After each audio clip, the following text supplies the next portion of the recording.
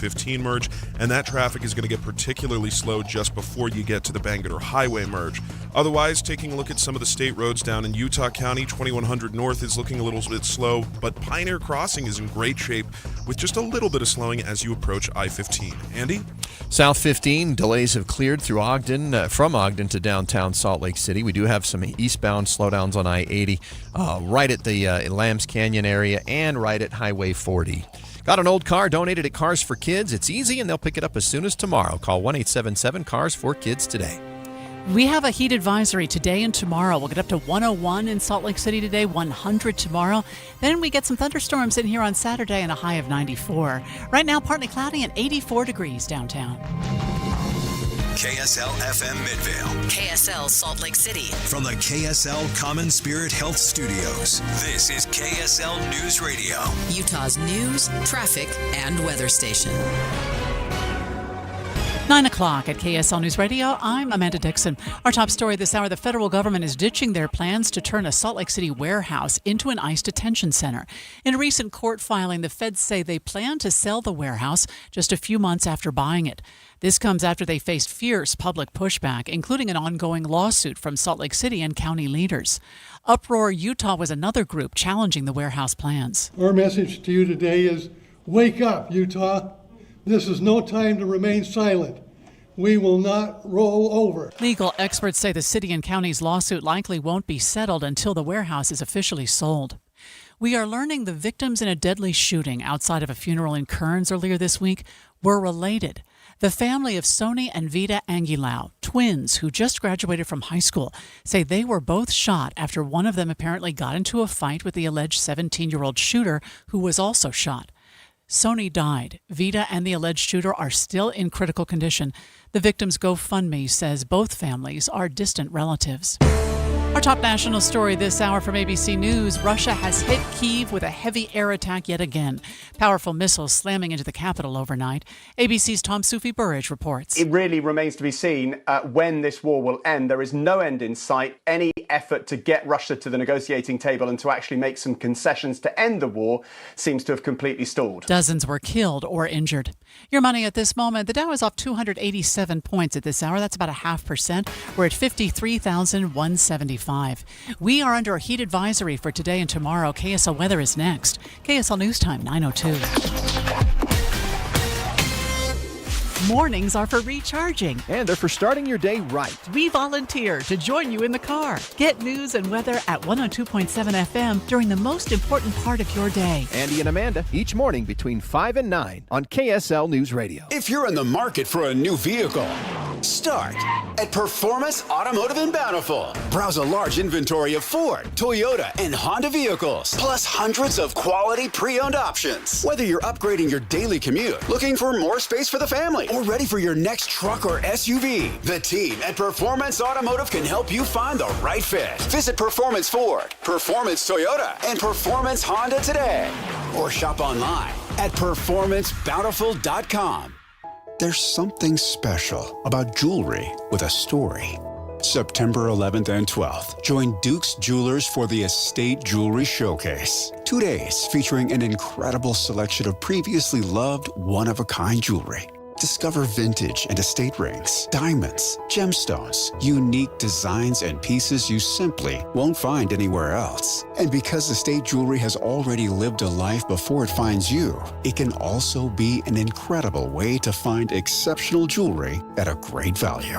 Whether you love the charm of vintage jewelry, you're searching for something completely unique, or just love the thrill of finding the perfect piece, this is an event you won't want to miss. The Duke's Jewelers Estate Jewelry Showcase, September 11th and 12th at Duke's Jewelers in Springville. Come find a piece with a past and make it part of your story.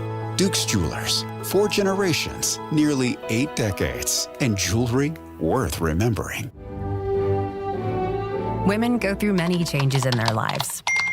And we believe each milestone matters. That every new candle represents another step in your story. Our healthcare experts support women at every stage of life. Because each chapter deserves to be celebrated. Women's health. Nurture what's next. Find care near you at mountain.commonspirit.org. Common Spirit Health. Human kindness lives here. Traffic and weather together, brought to you by UCCU. You deserve to love where you bank. And here's Cormac Bone. Still got some delays on I-15, northbound starting at 106 South, and that reaches really all the way up to 13th South, and then some light delays southbound at the South Interchange. If you're on the collector ramp northbound I-15 at 7200 South, there is a disabled vehicle sort of blocking that right lane, mostly in the right shoulder, though, adding to those regular slowdowns. Eastbound on the 201 freeway, though, is very dense. That starts as you pass Mountain View Corridor and reaches all the way over to I-215. That's due to a crash, and they are in the left shoulder, partially blocking that left lane. That's why it's slow and go as you come through West Valley on the 201. Upgrade your water with Culligan, with top quality systems for homes and businesses, softeners, filtration, bottle-free coolers, and bottled water delivery. Local experts, trusted solutions. Visit CulliganSLC.com. Cormac Bone in the KSL Traffic Center. We are under a heat advisory through Saturday morning. Today we'll get to 101, 100 tomorrow. A little cooler on Saturday, 94, with a chance of thunderstorms moving in. Right now it's 84 degrees. I'm Amanda Dixon from the KSL Common Spirit Health Studios. Listen online at kslnewsradio.com. We're Utah's news, traffic, and weather station. The all-new Inside Sources. Your inside access to the people and policies shaping Utah's future. Here are Greg Skordas and Holly Richardson on KSL News Radio. Well, it's official. The federal government is dropping their plans to convert a West Side Salt Lake City warehouse into an ICE detention facility. Several local leaders praised the cancellation. Hallelujah, one of them said, saying it never should have moved as far ahead as it did. Yeah, we're wondering if this really means that the feds are done with plans to build an ICE detention here, or they could maybe just move it somewhere else. I don't think they're going to keep it in Utah, but we had a hunch the project was canceled after a New York Times report in June, but this is the first time the feds have officially acknowledged it. So at the same time, the lawsuit against the Department of Homeland Security by Salt Lake City and Salt Lake County continues, although I would think that doing away with the plans might do away with the lawsuit unless they want to have some sort of, some order in place that prevents feds from doing that in the future. Well, what I read about this detention facility is, you remember when they purchased it, it was over the valued price, but they're putting it up for sale, right? They're going to try and sell it back to somebody. I'm guessing they're going to take a loss on it. I'm guessing they're going to take a huge loss on it because it was overpaid at the outset, so they're certainly not going to get that much out of it. It'll be a huge waste that the government made in this case, and it was an idea that would probably never was going to fly anyway because of so many hurdles that Salt Lake City and Salt Lake County had to put on it, because it was a facility. It was a giant warehouse that they were going to make into a detention center to hold something like 700. 10,000. Yeah, I mean, there's just no way. And it had plumbing for 25 people or something. Yeah. I don't know. Right. Yeah. I mean, it just wasn't very much. So what we know now, and this was a joint filing, this was filed in federal court in July. They just said we no longer intend to convert the Salt Lake warehouse into an immigration detention facility, and we are designating the Salt Lake facility as excess property for disposition. So basically, they're going to try and sell it back to somebody. Good luck. Yeah, I mean, it's a big warehouse, and it could be used for something that akin warehousey, to Amazon, or not that in particular, but there are a lot of warehouses in that area that you can go pick up furniture and things like that. So they shouldn't have any problem. But they're certainly not going to get what they paid out for it. No, I wouldn't imagine so. And there were a lot of people who expressed concern. There were some who kind of supported the idea, but a lot more people were expressing concern about it. Water use, traffic flow, all of the kinds of things where you think about, okay, it's a warehouse for not people, for things in boxes, right? Yeah. Well, one thing, though, is that there was a purpose for it, and I'm not trying to defend it by any means, but with the most recent ICE roundups, and especially with other things that are happening right now with detention and immigration status of people, there's no place to put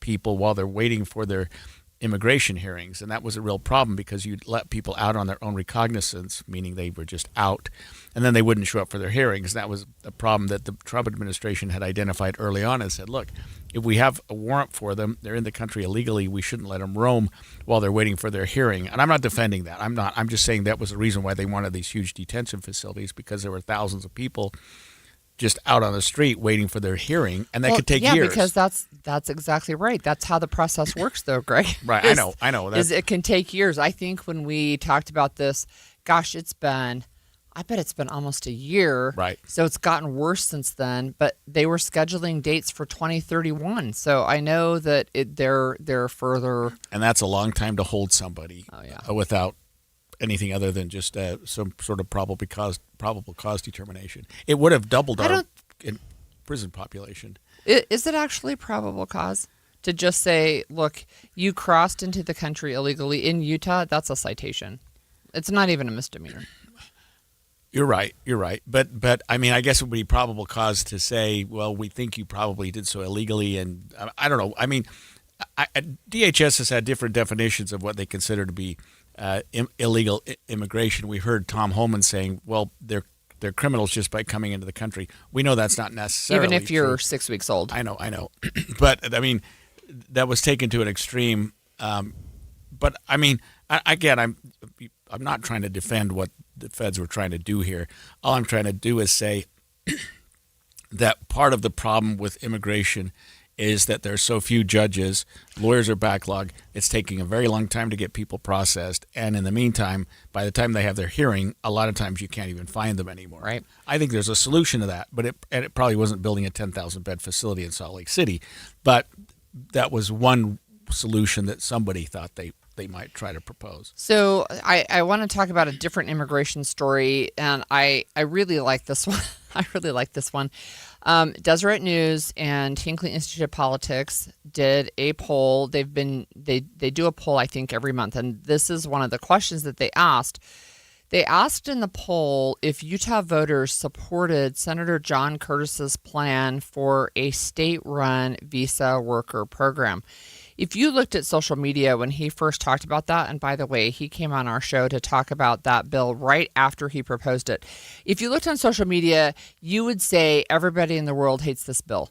Well, that is not actually true. Yeah, so let's talk about what the nuts and bolts of what it meant, because it made sense if you sat down and looked at it.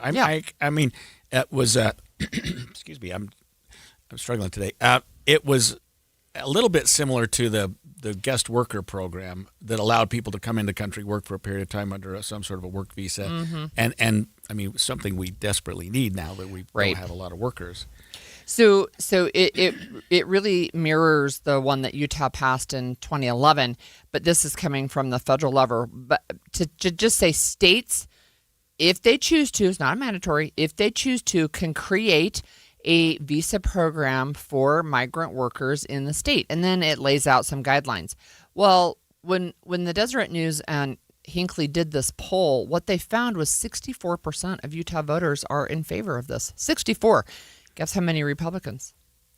60%.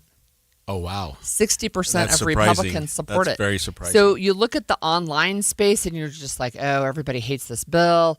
They're calling Senator Curtis names. There's been op-eds written about how terrible he is. But the reality is most of Utah supports it, including Utah Republicans. And even more surprising to me is this number, 68%, nearly 7 in 10, support a path to citizenship.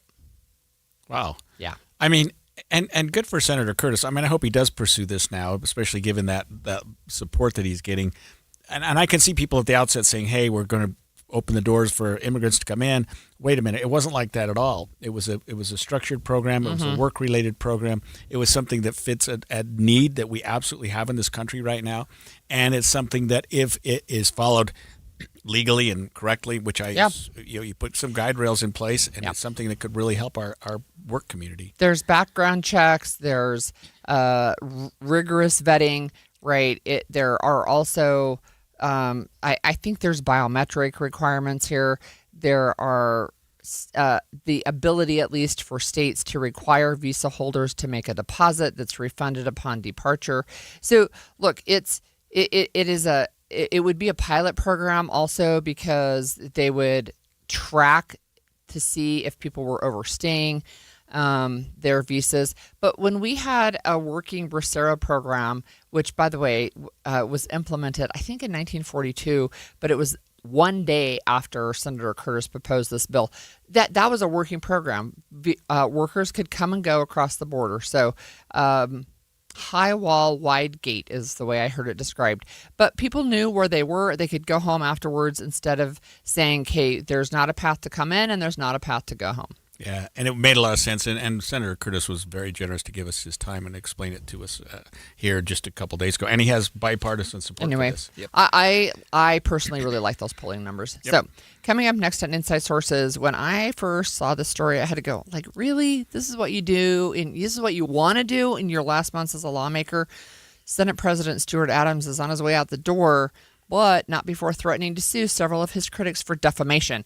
We're going to break down those complaints when we come back. Hey, what if I told you 4 weeks from now everything could feel different? Your energy, your weight, the way your clothes fit. That is what the Soda Dynamic Diet is built to do. And right now, Soda has a special end-of-summer offer. Call 866-800-SODA. Mention KSL News Radio. They're actually extending that 4-week free offer through the end of August. If you call 866-800-SODA and mention KSL News Radio, you can get 4 weeks free. And if you call before the end of August, that program will still exist. Soda teaches you how to let go of the weight and keep it off for a lifetime with no shots, no pills, no lifetime dependency, just real food expert guidance and habits that last. Because Soda believes weight loss should be temporary, but the results should not be. So instead of putting you on medications or shots that become an ongoing commitment, Soda teaches you how to eat right for your body, keep the weight off for good, so that once you get to the point you need to be, Soda gets you there. Weight loss medications can cost loss for many people, and the bills don't end. Soda is different. Soda worked for me. It'll work for you. Soda is, say it with me, state of the art.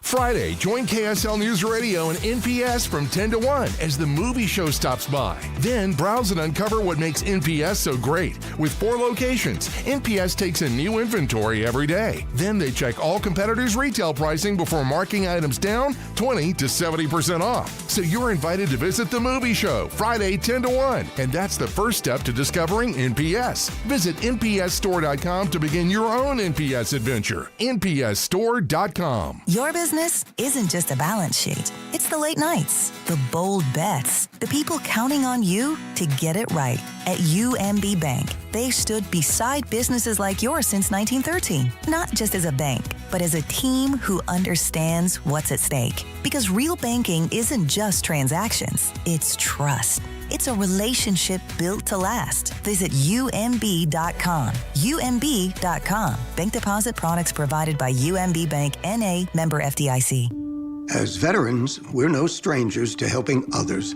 It's what we were taught, trained, and told to do. It could be for anything. Helping a friend move. Listening to a fellow veteran for hours, at any hour of the day. Or just simply making time for people. A neighbor, a loved one, or even a stranger. We're often the first to help others. There's no question about it. But we do have one question for the veterans listening. When was the last time you reached out for help? Perhaps it's time to do for yourself what you would do for others. If you or someone you know needs resources, whether it's for stress, finances, employment, or mental health, don't wait. Reach out. Find more information at va.gov/reach. That's va.gov/reach. Brought to you by the United States Department of Veterans Affairs and the Ad Council. Hey Utah, have you heard? Nuclear energy might be coming to our state. Now, before your brain jumps straight into sci-fi movies, let's talk about what nuclear actually does. Nuclear technology helps power our nation's submarines, supports life-saving cancer treatments, and produces reliable electricity for millions of homes. That said, nuclear power also comes with some common misconceptions. Don't worry, we get it. Here's a fun fact. You're exposed to more radiation eating bananas than you are living near a nuclear power plant. And get this, a lifetime supply of nuclear energy fits into a single soda can. Despite what some people believe, nuclear energy is safe, clean, and incredibly efficient. But don't just take my word for it. Energy decisions matter, and Utahns deserve the facts. Learn more about nuclear and what it can mean for you. Visit energy.utah.gov/nuclear. When American troops withdrew from Afghanistan in 2021, thousands of evacuees fled to the U.S. for protection. Many Americans welcomed their new neighbors. For the last week, the governor tells me his office has been getting calls nonstop with Utahns wanting to help. When we saw the pictures and the videos coming out of Afghanistan, we prayed to be able to help them.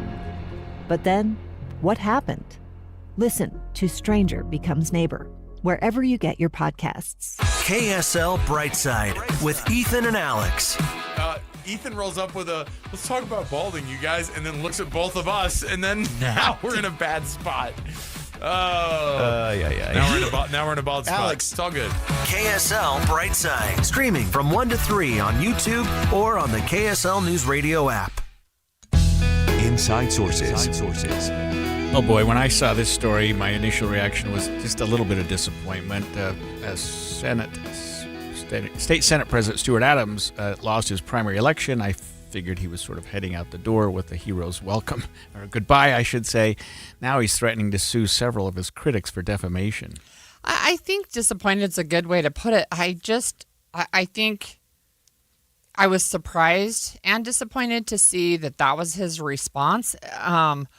But look, the responses from the people being threatened, they're kind of amazing. Yeah, so what we're talking about is lawyers for Stuart Adams have sent cease and desist letters to 4 of his critics asking them to correct the record or face a lawsuit.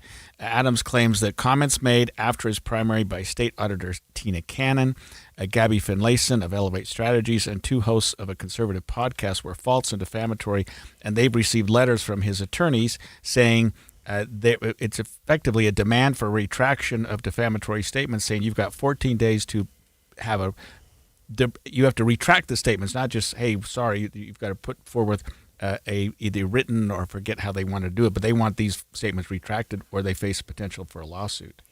So State Auditor Tina Cannon, I'm paraphrasing what she said, but she basically said, bring it. Yeah. I think that's kind of the position that a lot of them have. Here's the problem you have is I read those letters and I thought, I mean, this is just trying to avoid conflict. Like, just say, okay, sorry, we shouldn't have done that, and move on. That's what the guy from MIDA did, from Stratos, right. Kind of. Yeah. He still ended up getting sued. But, I mean, if they're untrue, and these letters really articulate how they're untrue. I mean, they say, you said the following, and then they quote it. Then they have a full page of this, and this that shows that it's wrong. So it's not just liar, liar, pants on fire. They go through the whole thing and say, here's why it's a lie, and you need to retract that. But when you open yourself up this way, and Senator Adams has a very good reputation. However, if you file a lawsuit against somebody for defamation, truth is a defense, and they can then ask you questions under oath, take your deposition, they do interrogatories, and ask you all kinds of questions to get to whether or not and to what extent some of these statements may be true. I'm not saying they are. Right. It looks very clearly that they're not.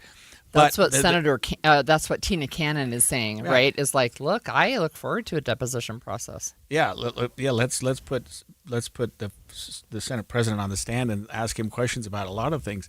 So I don't know that they want to do that. I don't know that these lawyers are going to go all the way to a lawsuit, and I don't know whether these individuals will come forward and say, hey, we shouldn't have done that and make a mistake, and sort of everybody holds hands and moves forward.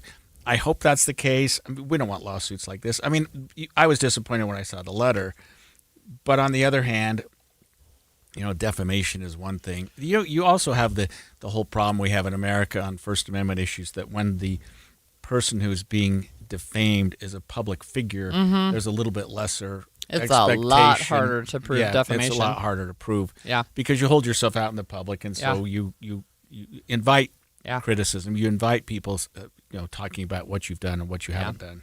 So State Auditor Cannon said this: I refuse to be bullied by President Adams, and I certainly won't be bullied by Mr. Adams.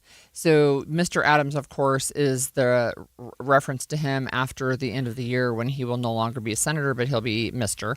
So it's one of the things that he's claiming is that he didn't control the Utah Capitol Preservation Board, right, when they're trying to kick Tina out of her office. So she, right now, her office is in the state capitol rotunda, and the Capitol Preservation Board, which I think Adams was the chair of, or is the chair of, said, we're going to move your offices and you're going to go over to across the way to the office building.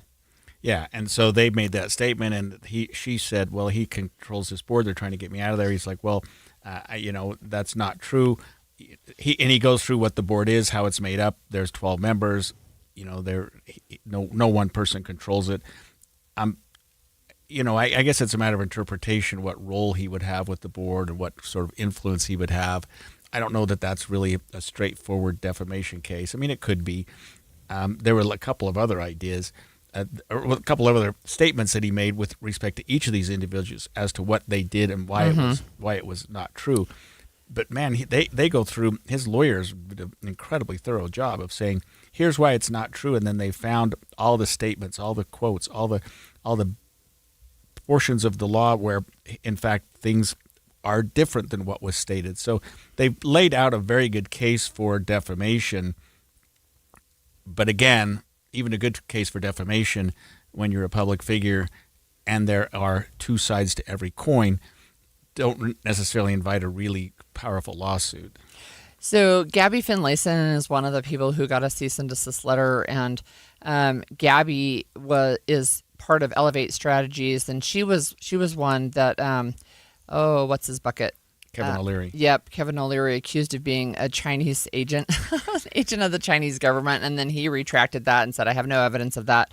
But so one of the things that President Adams is saying is that Gabby Finlayson made an Instagram post after Adams lost the primary election, and one of the things that she said was that Adams changed a law to help have rape charges against his relative, who was his granddaughter, become misdemeanors.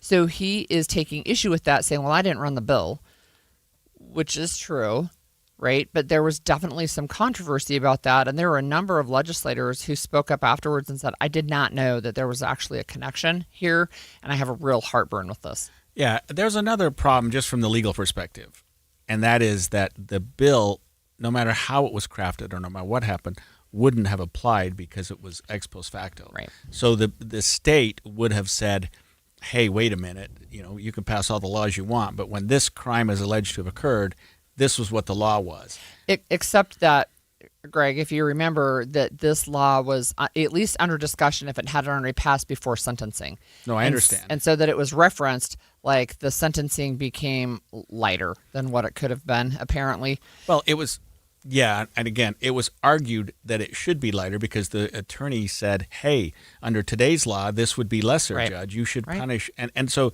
I don't know what the judge did. I understand.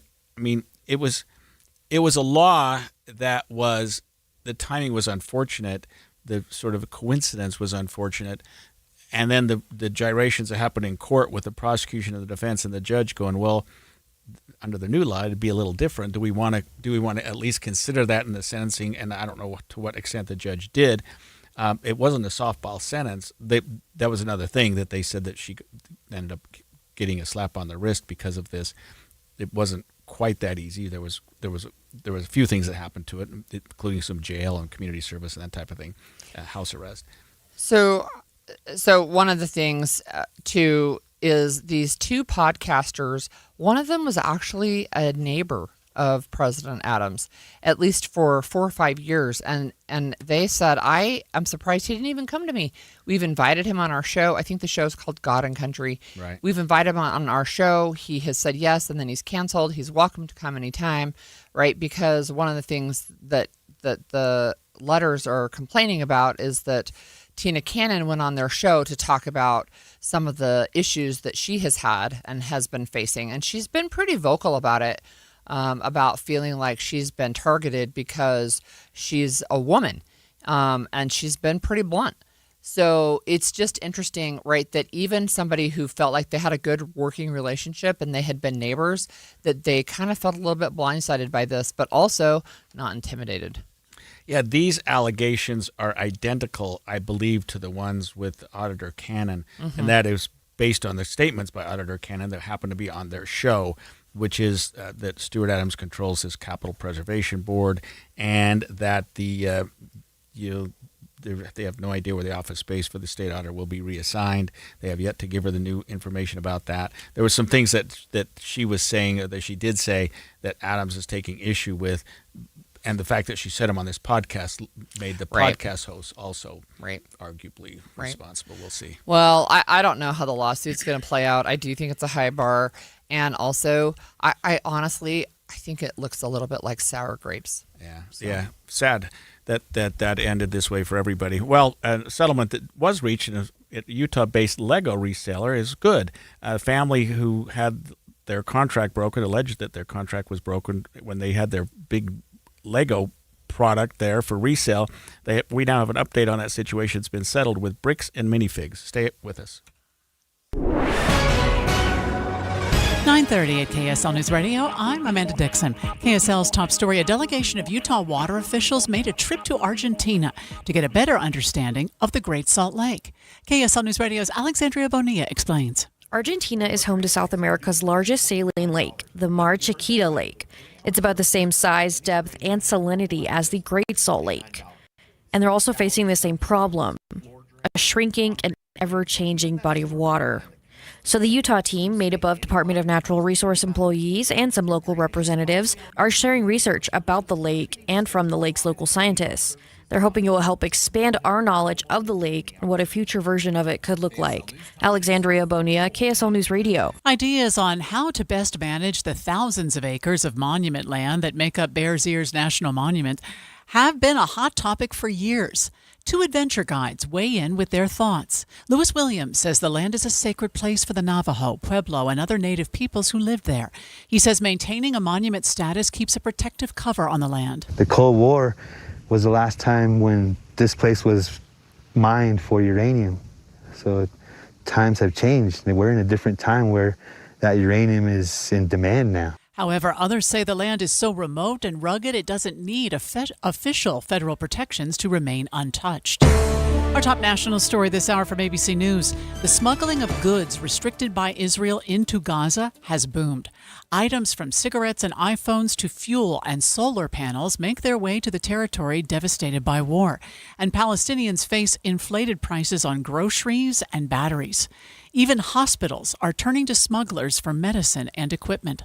Your money at this moment, the Dow is off 357 points. That's 0.7%. We're at 53,105. We've got a heat advisory for the next couple of days. KSL weather is next. KSL News Time, 9:32.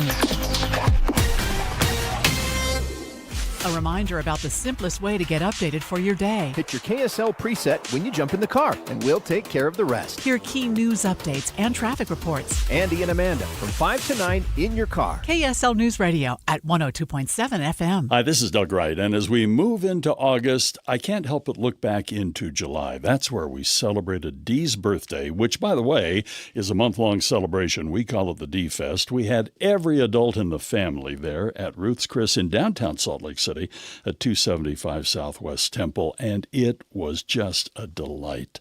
The atmosphere, the service, and of course the food, incredible. Ruth's Chris Steakhouse, you can always count on Ruth's Chris.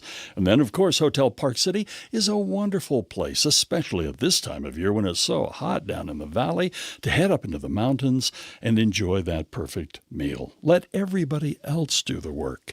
And you and your family, you and your friends, just kick back and enjoy the perfect meal.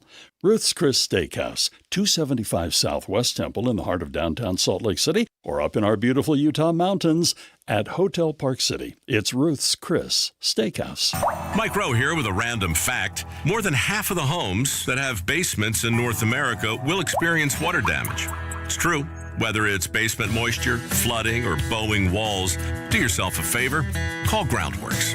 I spent some time working with these guys. They're the real deal. Their people are trained and certified to waterproof your basement and stabilize your walls. Schedule a free inspection with Groundworks, the foundation and waterproofing experts. Licensed in all states where work is performed. See website for details.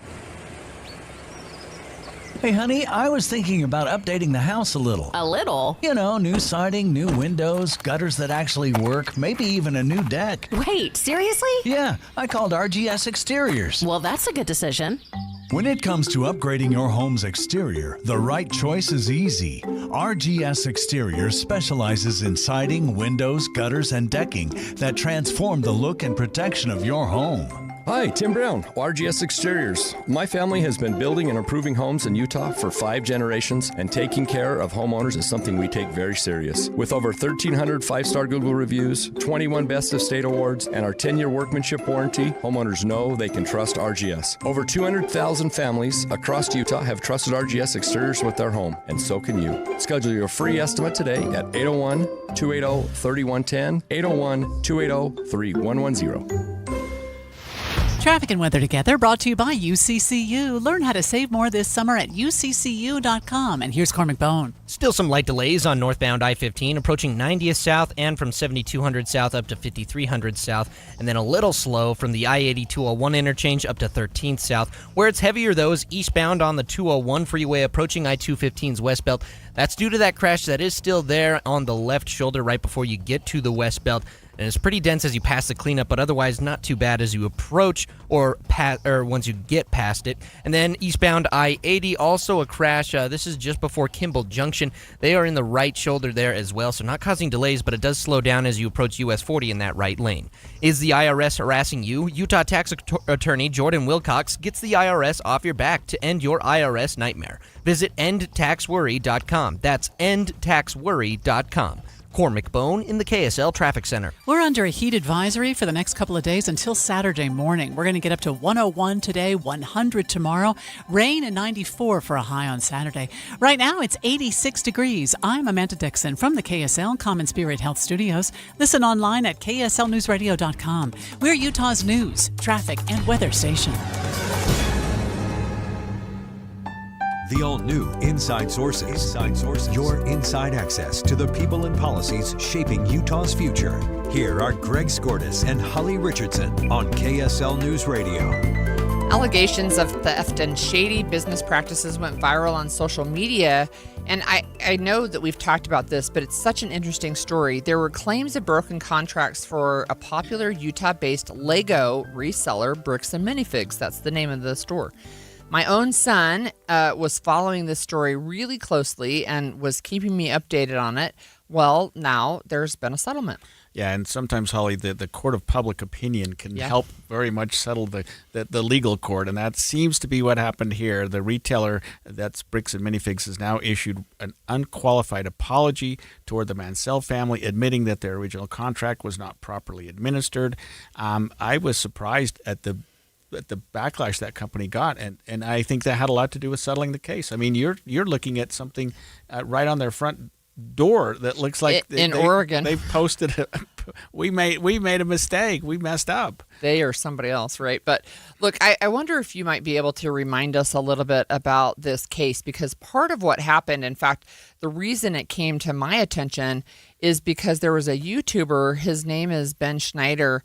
He was actually arrested in American Fork and ordered to stay away from the Bricks and Minifigs, but he was doing, he was trying to get people on record to talk about this Lego collection that was worth something like $200,000.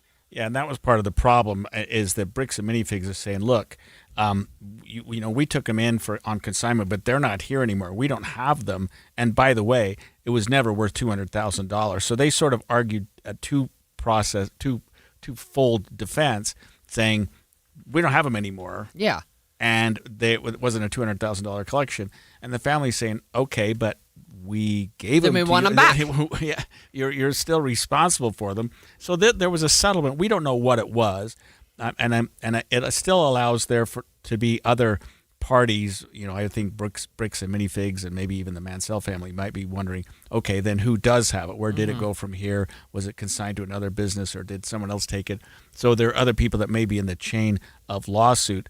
But with respect to this particular business, which ultimately took the property, they've reached a settlement now. We don't know what the terms of it was, but we do know that one of the terms, because this was the public part of it, was boy, did we mess up. A complete mea culpa.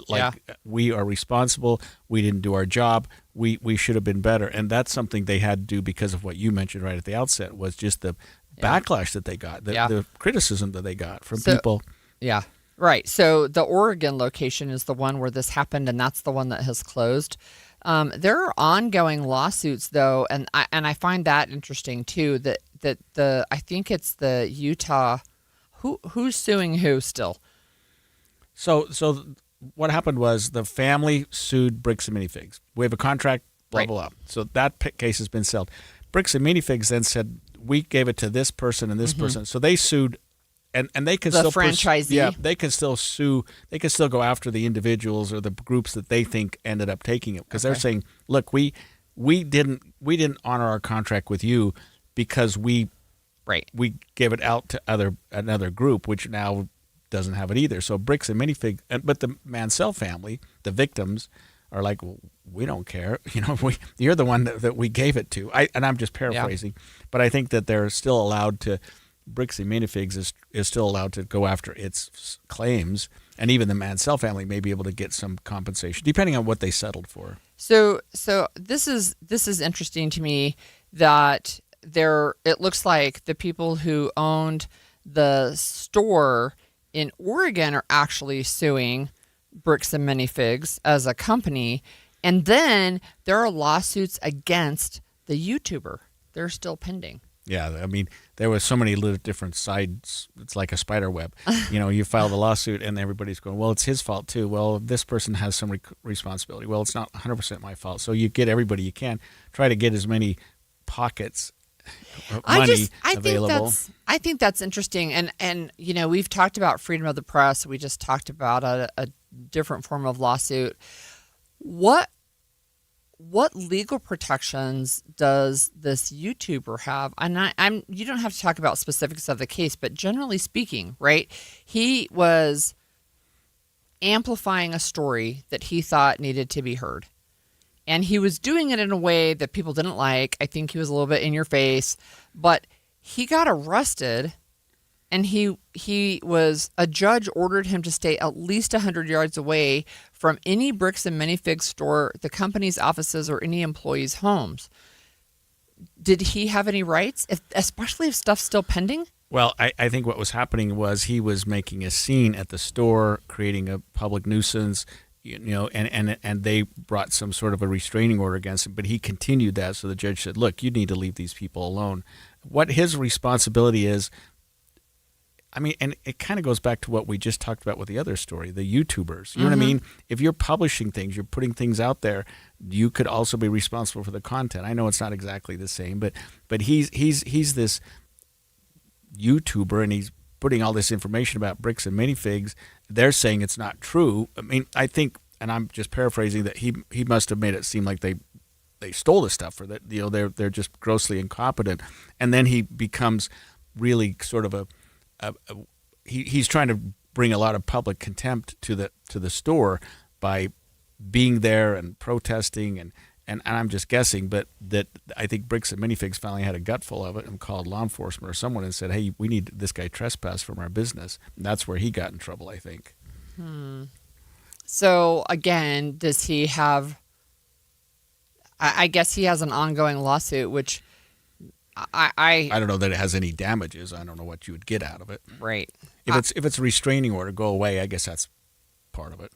So in July, there's an article that says he can go back to posting content about his dispute with Bricks and Minifigs, but he can't come super close, right? He can't go within 100 yards, and he can't impersonate delivery drivers or the police or franchisees. Yeah, to try to get in their door. He's like, hey, I'm so-and-so, or I have such and such. Yeah, I've got flowers. Yeah, no, I get that. I get that. I just wonder, especially now that you have a settlement where there's an unqualified apology, which sounds to me like they're not trying to say yes, but, right? Unqualified means to me that they're just saying, we messed up. Yep. This was not this.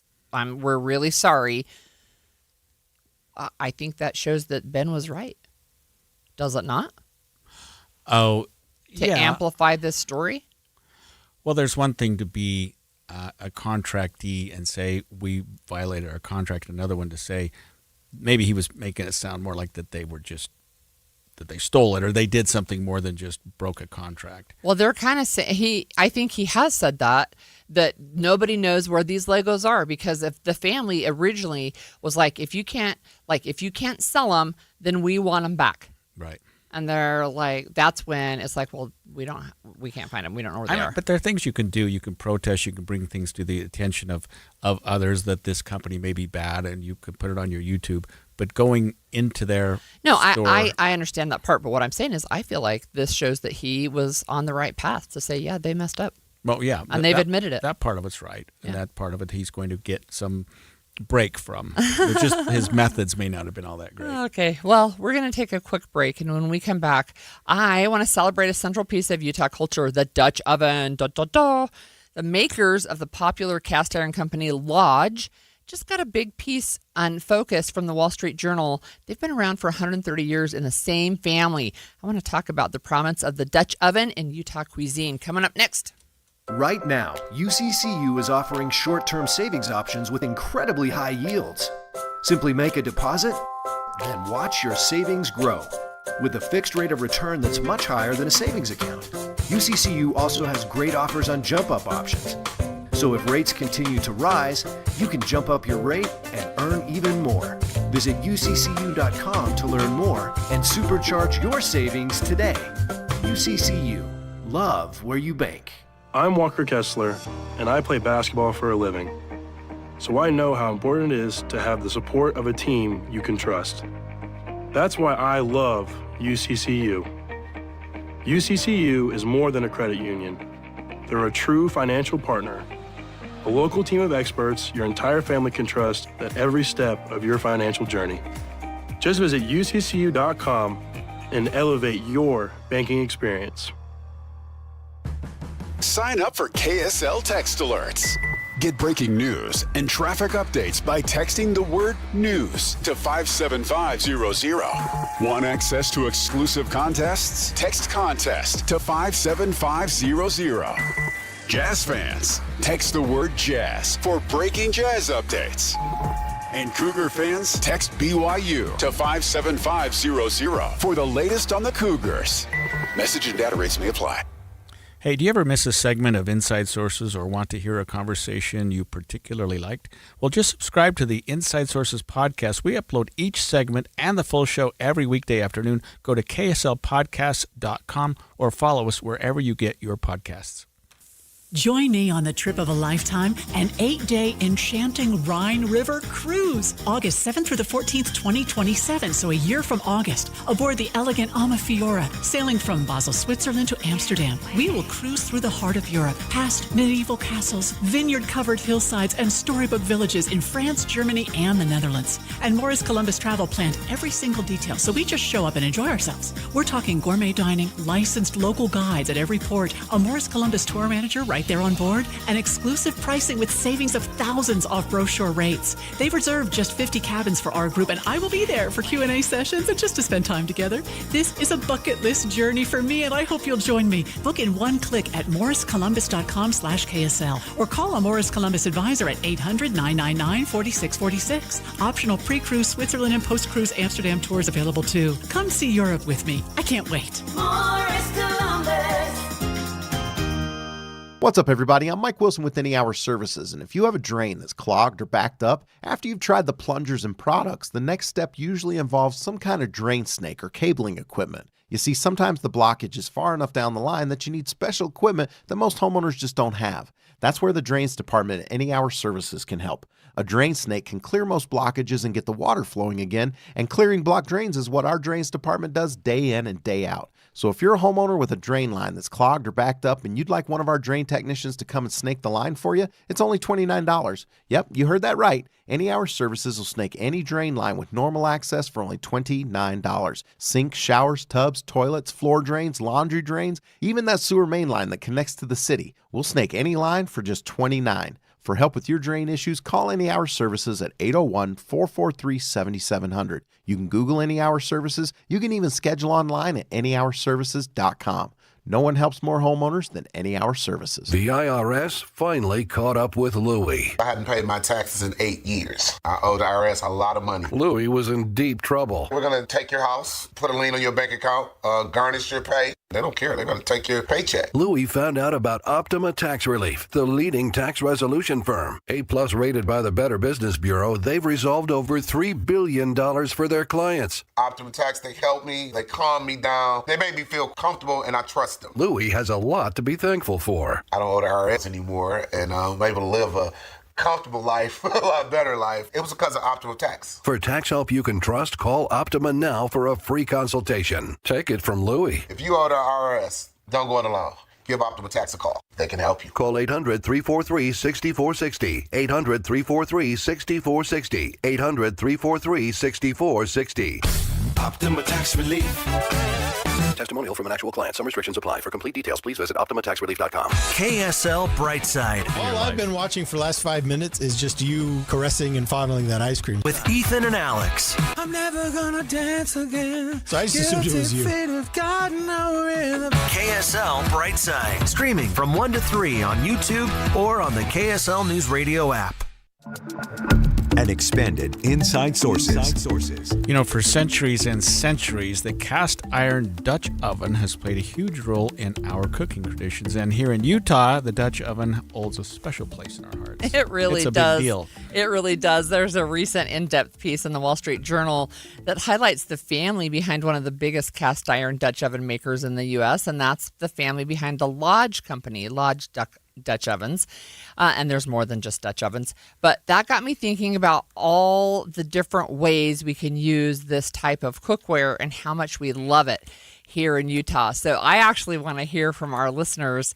Here's some of my questions. You can text in, how many Dutch ovens do you own? And when's the last time you actually used one? There's other things you can answer too. Just weigh in. It's 57500. What do you like to cook? 57500. Let us know. So let's start with you because we have so many. You have several, I'm sure. Okay, so I am just trying to do back of the napkin math. I bet we have at least a dozen Lodge Dutch ovens. Oh, made by that same company. Yeah. Yeah. That's actually the only ones we buy. Oh. So we also have a couple of griddles. We have a Bundt cake pan. We have an individual sized Dutch oven. We have 14-inch deep dish Dutch ovens. And this one is not made by Lodge. We have one that's called a Poiki pot. It looks like a cannibal stew pot. It is so big. Really? Yeah. My husband used to be really involved in Scouts, and he got this gigantic Dutch oven, basically soup pot, because when they would go on Scout trips, they would feed a whole lot of people. Well, this thing can hold stew for, I don't know, 50 to 100 people. Oh, it's really big. It's huge. It's huge. Probably hard to carry. So, oh yeah, it's a 2-person job, even empty, and it's a multi-person job when there's a lot. So I wanted to talk about Dutch ovens and just a little bit more. Do you have Dutch ovens? You laugh. Because I don't think so, but I'm not sure what I would be looking for. I mean, it's a huge cast iron thing with a lid on it. It can be huge. It doesn't have to be huge. No, I don't think we have one. Okay. So Dutch ovens are typically cast iron, but look, I have some ceramic coated Dutch ovens that I use in the house, and I use those all the time. But the ones that we just used them camping. We make stew in them. We make rolls in them. We make peach cobbler in them. Super easy to do peach cobbler in a Dutch oven. But I have a couple of fun facts for you about this. Did you know that the Dutch oven is actually the cooking pot of the state? It is Utah's official state cooking pot. Oh, good. The Dutch That's oven. wonderful, yeah. That's Dutch cool. oven. And if you remember the 2002 Olympics, so Lodge, the company, was an official sponsor, but they also had, when they did those trading pins, they had Dutch ovens that were trading pins. So that's, we have some of those, that and green Jello, and I can't remember the other pins, but I remember those two. Those Lodge companies still exist. It's still in Utah and is still creating I don't think it's even a Utah company, actually. Oh. So they're, it's just that they're family owned. No, they're right. Tennessee. Yeah, Tennessee. I see yeah, that they're a Chattanooga. Tennessee company. Yeah. Yep. So it's family-owned such a big company. thing in Utah. It's so big in Utah. So I was trying to find, because my husband said this when we were camping. He was talking to my daughter about Dutch ovens. He was saying that when he was in Scouts, he did Dutch oven contests a little bit, and he'd go to some of these things, and they would say Lodge sells more Dutch ovens in the Intermountain West than the rest of the country combined. But when I asked Google, it didn't have any information on that. It just said that information is privately held by the company. Of course, But I did see a Deseret News article from 2000 that said that same thing. So I don't know. Maybe that's an urban legend. Yeah, I had a friend at the DA's office, and he was a scoutmaster and leader of his church, and he was the Dutch oven king, and he would always tell me about it. If you want to learn, Scortis, come over and watch it. And we're setting up a Dutch oven. I was like, I wished I would have, because it sounds like it's when you finally open it after it's been sitting on a fire or whatever. It's incredible what you can get out of there. Look, it's great, and we're not gourmet cooks on Dutch ovens for You sure. don't have to be. But yeah, they're very forgiving for one thing, although you can burn really easily. So look, there's several textures I want to say. I want to read some of these. So one of our texters says, I don't have any, but I've thought about getting one here and there. Another texter says, well, I have 3 Lodge ovens, a griddle, and accessories, and just used it last weekend. Yay. Andrea reminds me that the Poiki pots are from South Africa. Yes, indeed they are. Okay, so this texter says, I have at least 15. Yay. 10-inch, 12-inch, 14-inch, and a turkey roaster. It's a great product. So I'm laughing when I say I've got like a dozen. So we have some that have legs, some that sit flat. We have some that are deep. We have some that are not deep. Right? We have some that are individual. Do you ever use them inside the house? Do you ever put them on a... I do. Yeah. Okay, so we must have something like that. Maybe they're ceramic, but I'm just thinking you have pots with lids. So this texture, in fact, yesterday we were talking about potatoes. This same texture said Dutch oven potatoes, they're the best, right? Yeah. And when I was asking, I told you I was teaching new classes yesterday down at UVU, and because it was National Potato Day, I asked them the same question we asked our listeners, which is, what is your favorite way to eat potatoes? And I'm telling you, there were people in each class that said Dutch oven. That's my favorite way. Okay, well, this texter said that cleaning Dutch ovens after cooking is especially fun.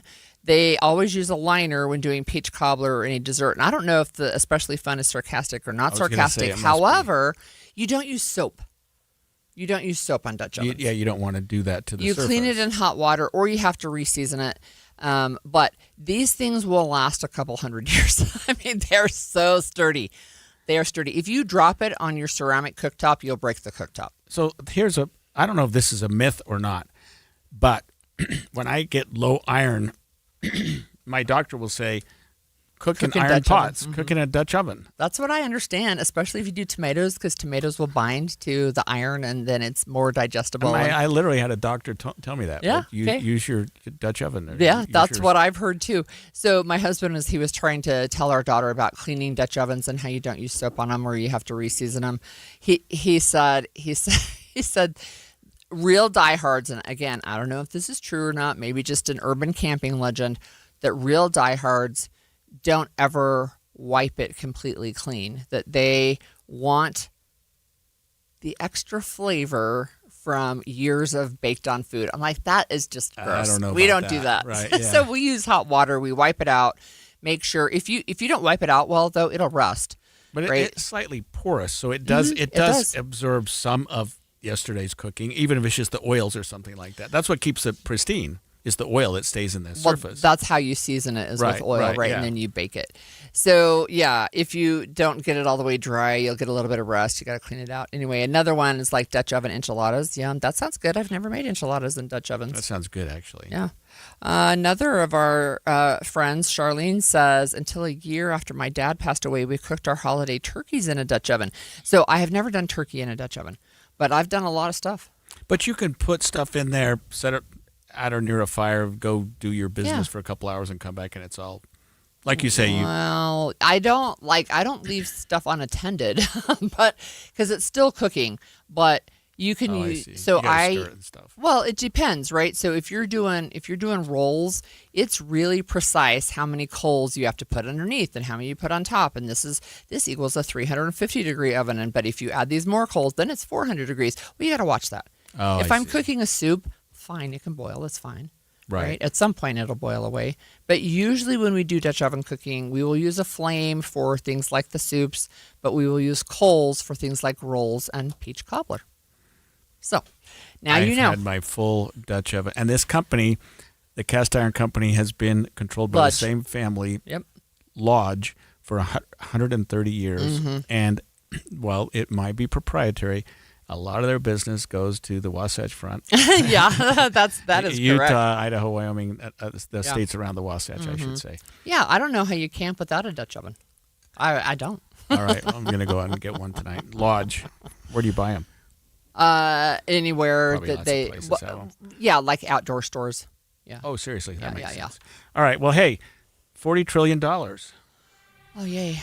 That's the national debt. It's reached that new high. And then the next hour on Inside Sources, we're going to break down what that means and what it actually says about our economy and how it affects the average family. Stay with us.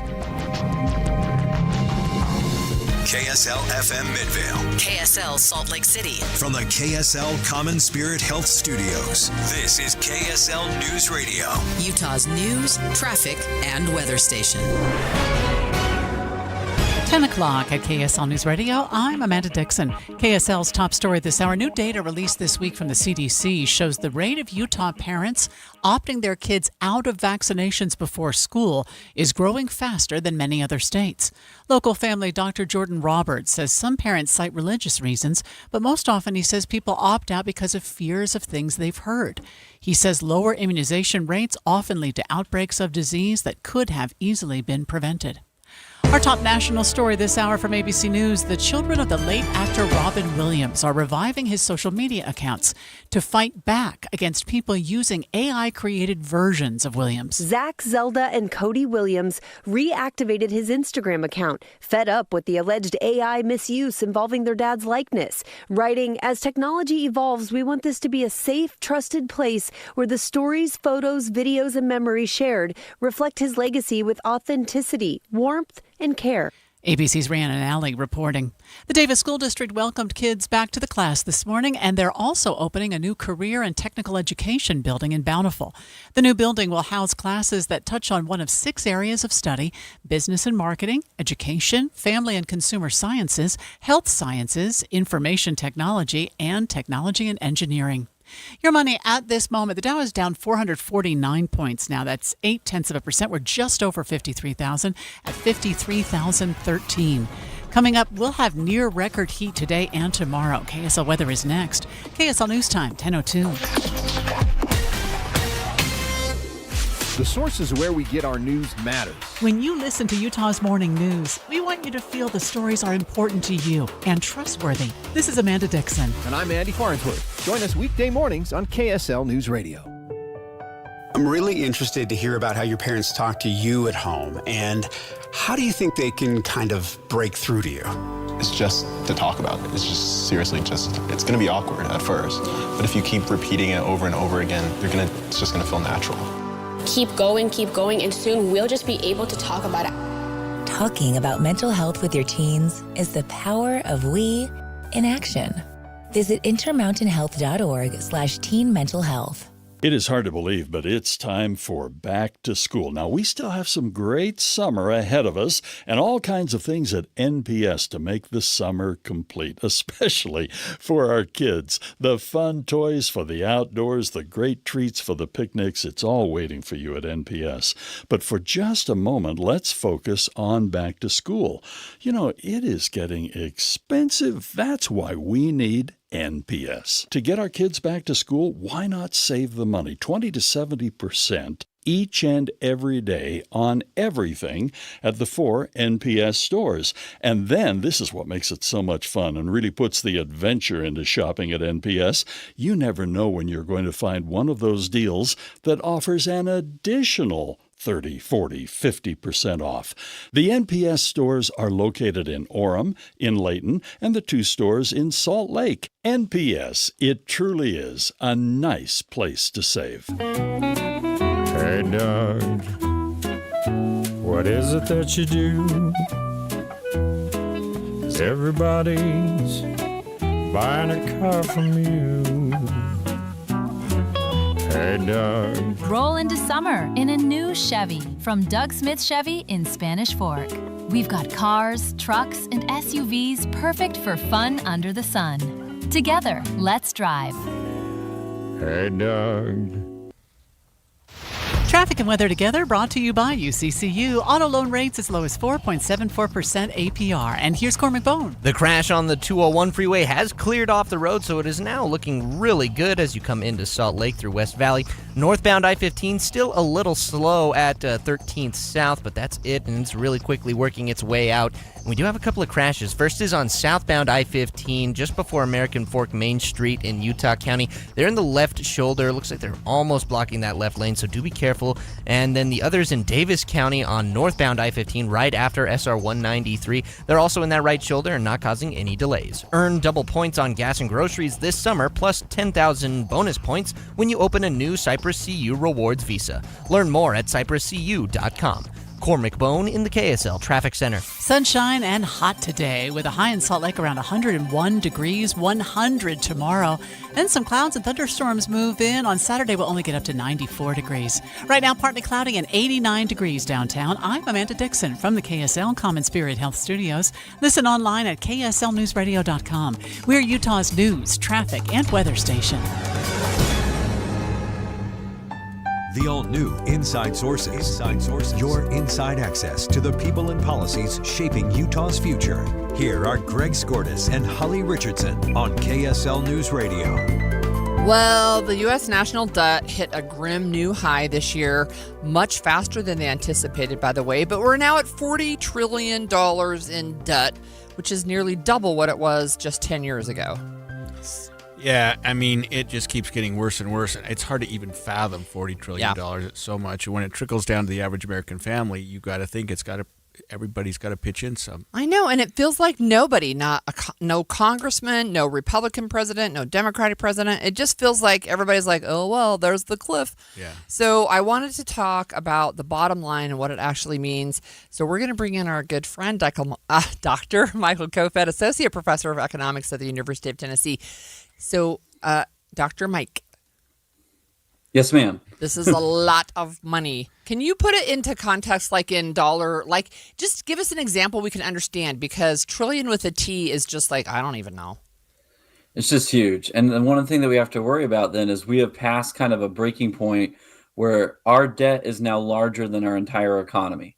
So that seems think bad. about everything that we produce. Yeah, think about everything we produce in the United States in a given year, and assume that we took all the revenue from every Fortune 500 business, every small business, every daycare, and we put it just towards servicing the debt. That's what it would take to pay it off tomorrow.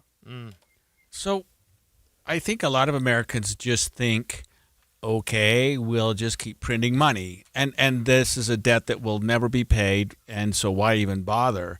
What does it mean, though, for the average American? I mean, how does it affect us, me, anyone, just the fact that we have this huge debt, or does it? Sure. No, it does affect it. There's some good things and there's some bad things, as with everything. 2 points I want to clarify. One is there's a difference between what's called the deficit and the debt. So the deficit is every year we pass a budget, and it's the gap between our tax revenues and our spending. And so if we spend more than we bring in, that adds to the debt, which is accumulated from the revolutionary time where we promised to Michael froze today. Okay. Oh no. Oh, you're there. Oh, okay. So that's the debt. It's the accumulation of all these deficits over time. Now, when we run a deficit, we don't simply just print the money, because that would cause widespread inflation. What's important is we have to go to what's called the bond market. So the United States government issues IOUs in hopes that we as consumers or international corporations or international governments will buy those IOUs and give us their money that they have left over, with a promise that we'll pay them back with interest. So our deficits are dependent on the goodwill of someone being willing to purchase those bonds from the U.S. government. So I'm seeing that there's some concern with what's happening in the bond market, but there's also people saying, oh, hey, it's a good thing. Which is it?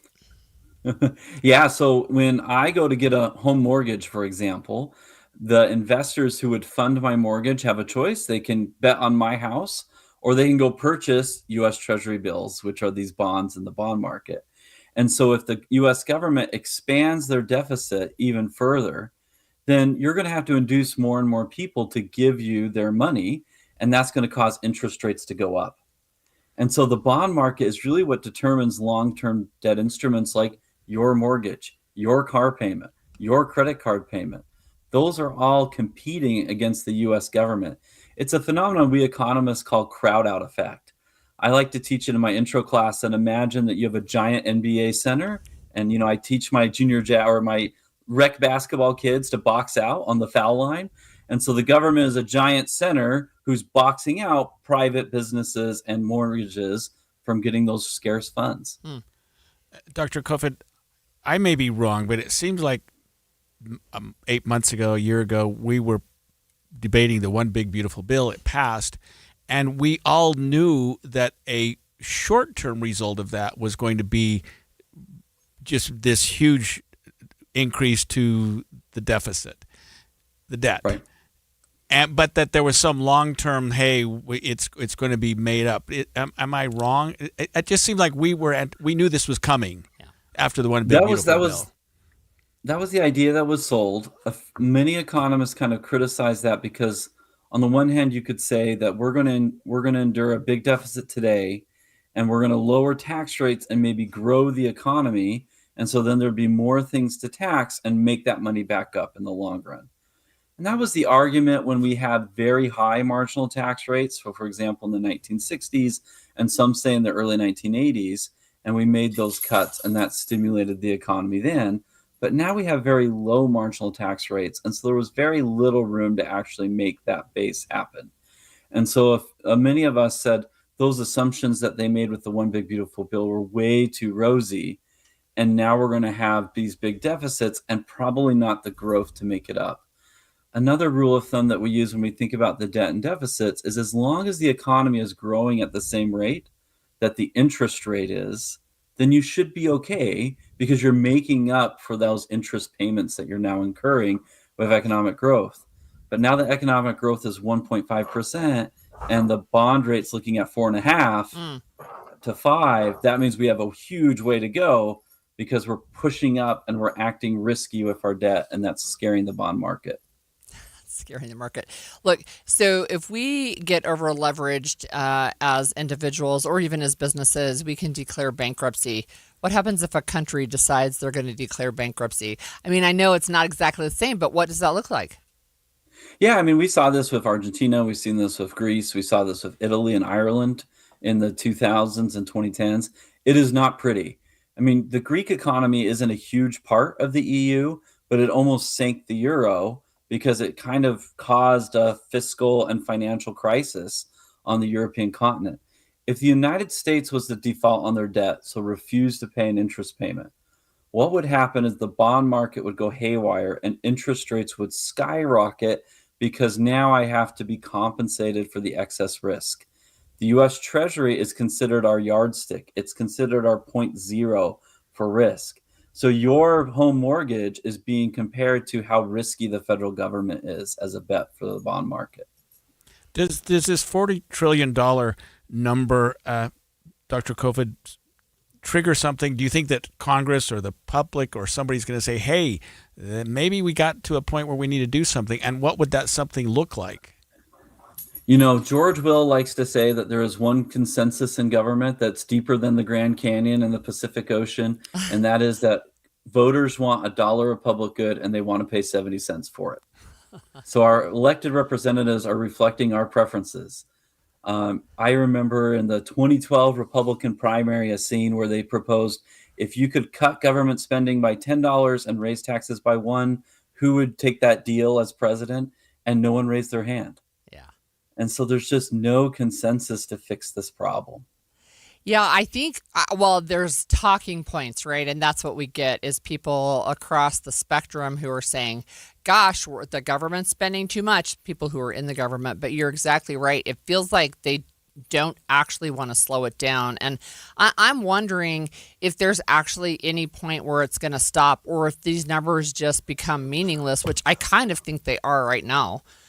Is there actually a point where it stops? So what scares me, and I don't want to make this into too much of a nightmare scenario, but what would happen is if Congress and the president will not discipline us, the bond market will. And so what could happen is as interest rates go up, a lot of debt is going to come due because it has a fixed term. And that means the government's going to have to refinance at this higher rate because no one in the bond market trusts the government to do the right thing. And so now the interest payments as part of the federal budget will begin to compound as we have to borrow to pay interest on debt from 10, 15 years ago. And the borrowing rate has gone up since then. And so this is what's sometimes called a debt spiral. And then we don't have the money to pay for your Social Security check or for your defense weapons for the military. Things government has to do. Yeah, I don't know what that's going to look like. All right. Thanks for joining us. We're starting to see it. So. Yeah, true. Dr. Michael Kofed, thanks for joining us again. And up next on Inside Sources, I do want to stick with economics and talk about something that I'm seeing that is worrying me, and that's personalized pricing. It's sparked a lot of concern for consumers, I think rightly justified. So the FTC is now getting involved. We're going to talk about that. Several years ago, I was in my mid-60s, and I started gaining weight. I started noticing that my pants didn't fit as well, that my belts didn't work anymore. I couldn't wear some of the shirts that I had, and I thought, okay, that's not a problem. I can lose weight. And I couldn't. I just didn't. A lot of my friends were going on diets that included medications or injections, and it was working well for them. And I think that made a lot of sense for some people, but it didn't for me. I thought I wanted to try to do it as much on my own as I can through diet. And so I contacted SOTA, Diet Nutrition, SOTA, because of some of the folks here at KSL who said it works. I only needed to lose 30 pounds, which for me didn't seem like a lot. They said I could lose 15 to 20 pounds a month. I lost 18 pounds my first month. It worked out really well. And it's been 4 months, and I have kept it off. I'm so happy. SOTA actually has a summer special right now. If you call 866-800-SOTA, mention KSL News Radio, you can get 4 free weeks for free, and they're extending that through the end of August. SOTA is, let me say it again, state of the art. Jane is a small business owner. Tell them what that's like, Jane. Yeah, well, it's like a roller coaster with a lot of ups and downs, and some days things can feel like they're flying off the rails. Yep, it's a lot. But the Total Solutions Advantage only from Comcast Business can help you manage it all. With the largest, fastest fiber-powered network designed for 100% reliability with business internet and wireless connect. Nice. So everything stays on track. The Total Solutions Advantage. No one does business like Comcast Business. The more solutions you add, the more you save. Get started today with a qualifying internet package for as low as $60 a month when you add an advanced solution. Plus, new customers, ask how to get up to $1,500 in prepaid cards when you add 2 lines of mobile to a qualifying gig bundle. Don't wait. Call today. Limited time offer. Restrictions apply. New customers only. 1-year agreement, paperless billing, and automatic payments with bank account required. $60 offer requires 300 meg internet, security edge, and additional qualifying service. Equipment, taxes, and fees extra. Prepaid card offers end 9/13/2026. Stolen Voices of Dole Valley, a gripping new podcast about a serial killer you've probably never heard of, Warren Forrest. If he had dumped 2, you would have thought maybe there's another one. But now a witness, identified in the podcast, could lead investigators to Jamie Grissom. Binge Stolen Voices of Dole Valley wherever you get your podcasts and hit that subscribe button so you don't miss the latest breaking news in the case.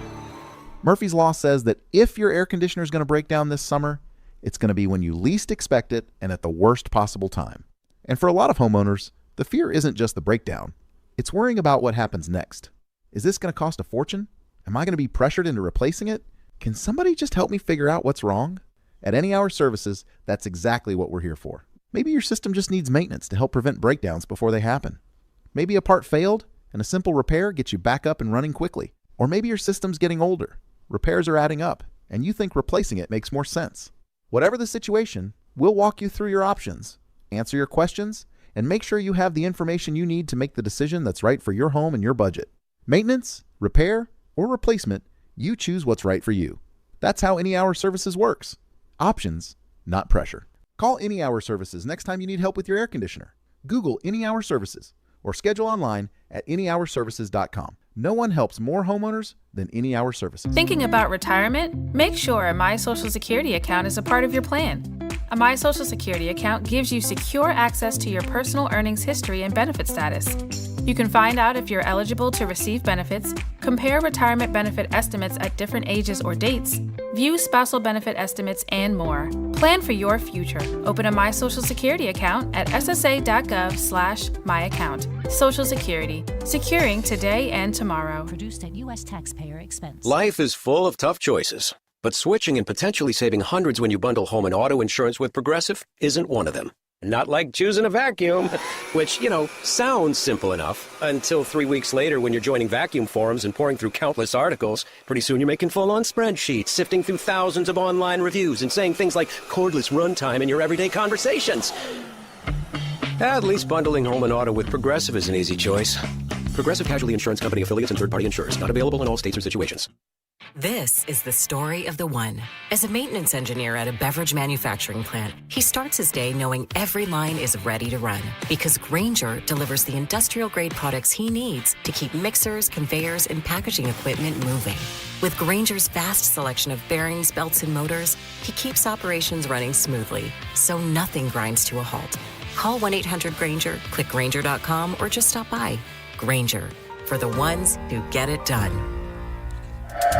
And expanded Inside Sources. Inside Sources. Well, we got some good news for consumers. The Federal Trade Commission says that companies who secretly change prices of goods based on how much they think you'll pay for something could face some stiff federal charges.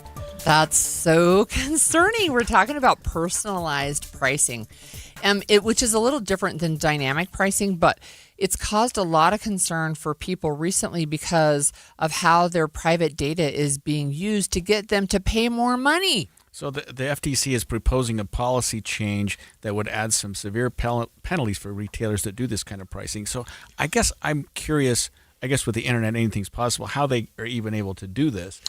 They can see what your needs or what your interest is and what you're wanting. Yeah, exactly. So a lot of it has to do with online shopping, right? It has to do with what are you looking for? How long do you leave an item in your cart the next time you go back? In fact, I've heard about this happening with looking for airfare, for example. But how long do you leave something in your cart before you go back to it? So one of the examples in one of the news articles that I read said, if you are a new parent and you're searching for a lot of new parent things, they're going to show you higher priced items the next time you search for something because they know that you're interested in that.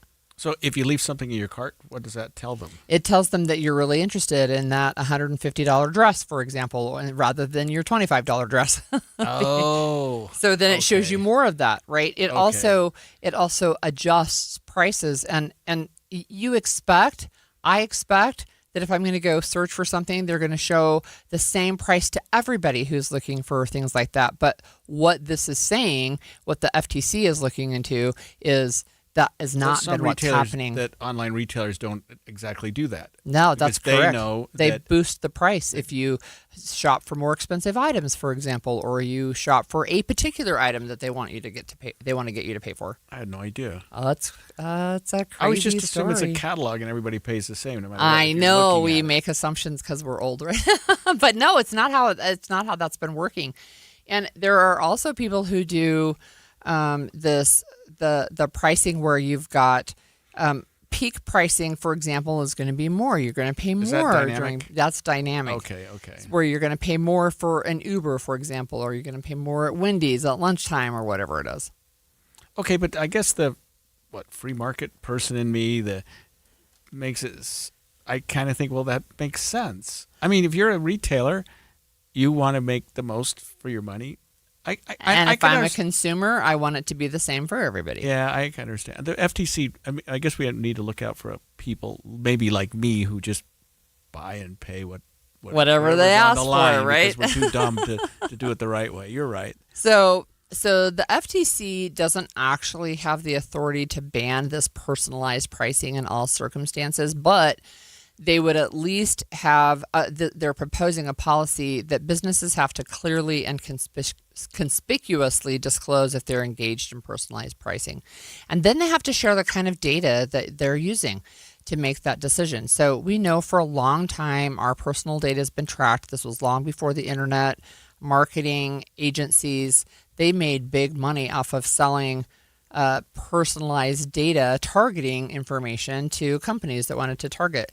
But when you have AI and you have the internet that can automatically adjust prices because maybe they know that you live in an area that is more exclusive and your homes cost more up there, and so all of your prices are going to be bumped a little bit. So I wonder what the transparency looks like, though. What would a company do? They've got to say, here's what we're charging you for this pair of shoes, and by the way, people in rural Utah will pay less. So they have to disclose what they're saying. This is a proposed rule, and so the way the rules work is they say, okay, look, we're thinking about doing this. However, we have this period of comment time. You can weigh in if you want to weigh in. But yeah, what they would do is they have to have some kind of disclaimer that say we use personalized pricing and we use data. We use data acquired from XYZ source or whatever it is. I'm going to guess that they're going to use words that maybe obscure what they're actually doing. Right. Maybe the personalized pricing, maybe they could change it to say something like, we want to serve you the best we can, therefore what we show to you and the way we price things are just for you. I don't know. Maybe it sounds good. I don't know. Tell me what they're doing now with dynamic pricing, or is this unrelated? Because one of the things here says personalized and dynamic pricing. Is the FTC also looking at dynamic pricing? I know they have in the past because we've talked about it a little bit. I think they probably are, but I think it's different enough that it's not going to apply under this rule. Okay, yeah.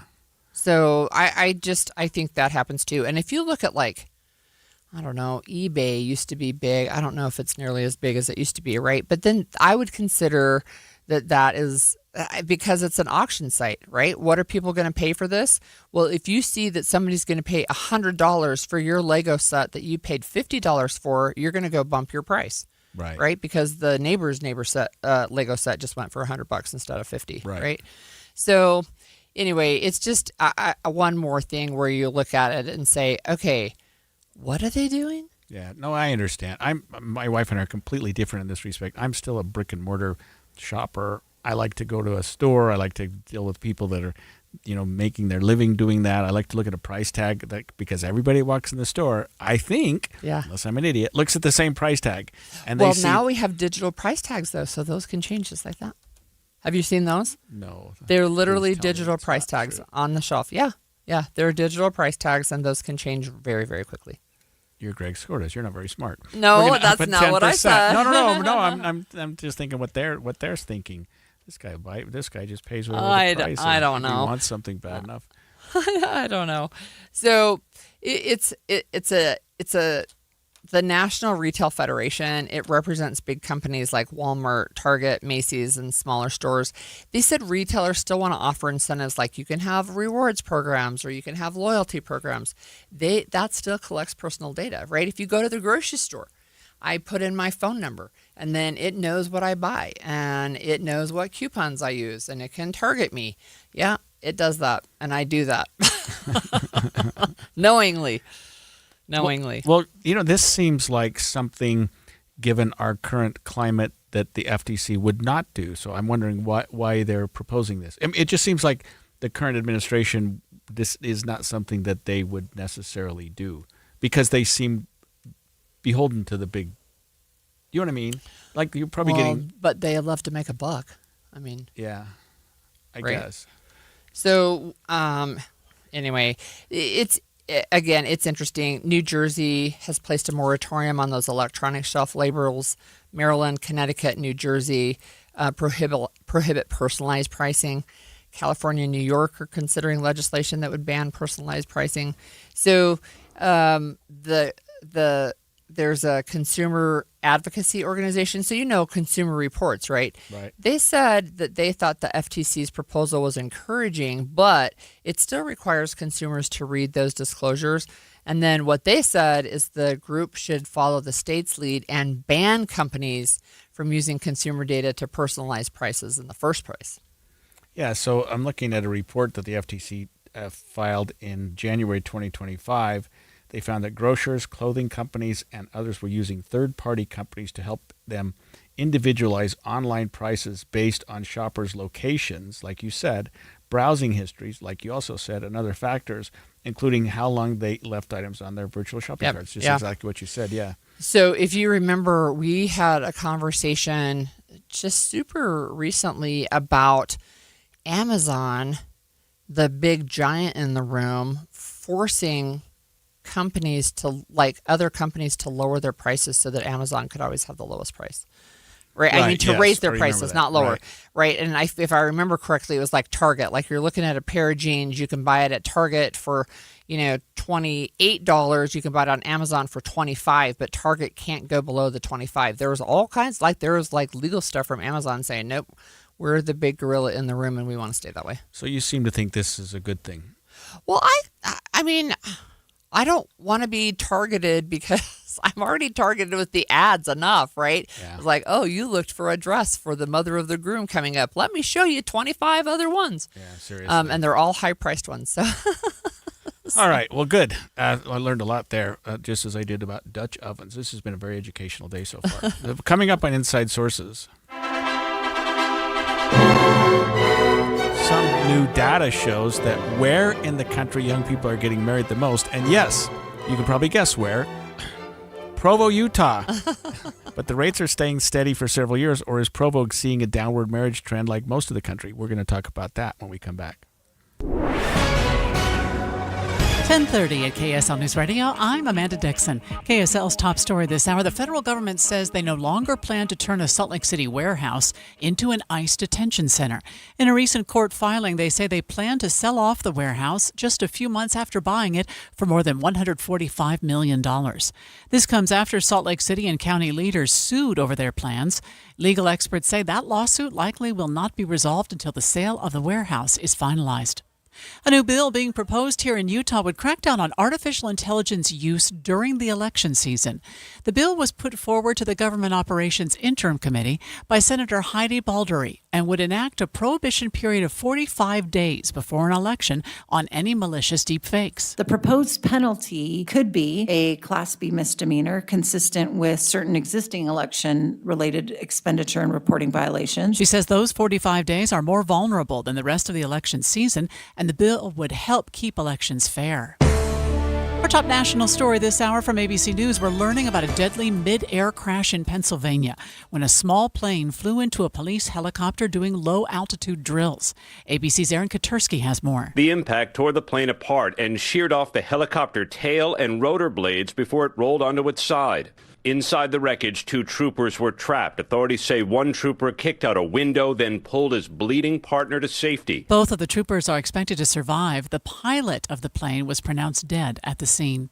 Your money at this moment. Right now, the Dow is off almost 0.9%, down 449 points. We're at 53,013. Coming up, triple-digit heat for the next couple of days. KSL weather is next. KSL News Time, 10:32. Mornings are for recharging. And they're for starting your day right. We volunteer to join you in the car. Get news and weather at 102.7 FM during the most important part of your day. Andy and Amanda, each morning between 5 and 9 on KSL News Radio. There's something special about jewelry with a story. September 11th and 12th, join Duke's Jewelers for the Estate Jewelry Showcase. 2 days featuring an incredible selection of previously loved one-of-a-kind jewelry. Discover vintage and estate rings, diamonds, gemstones, unique designs and pieces you simply won't find anywhere else. And because estate jewelry has already lived a life before it finds you, it can also be an incredible way to find exceptional jewelry at a great value.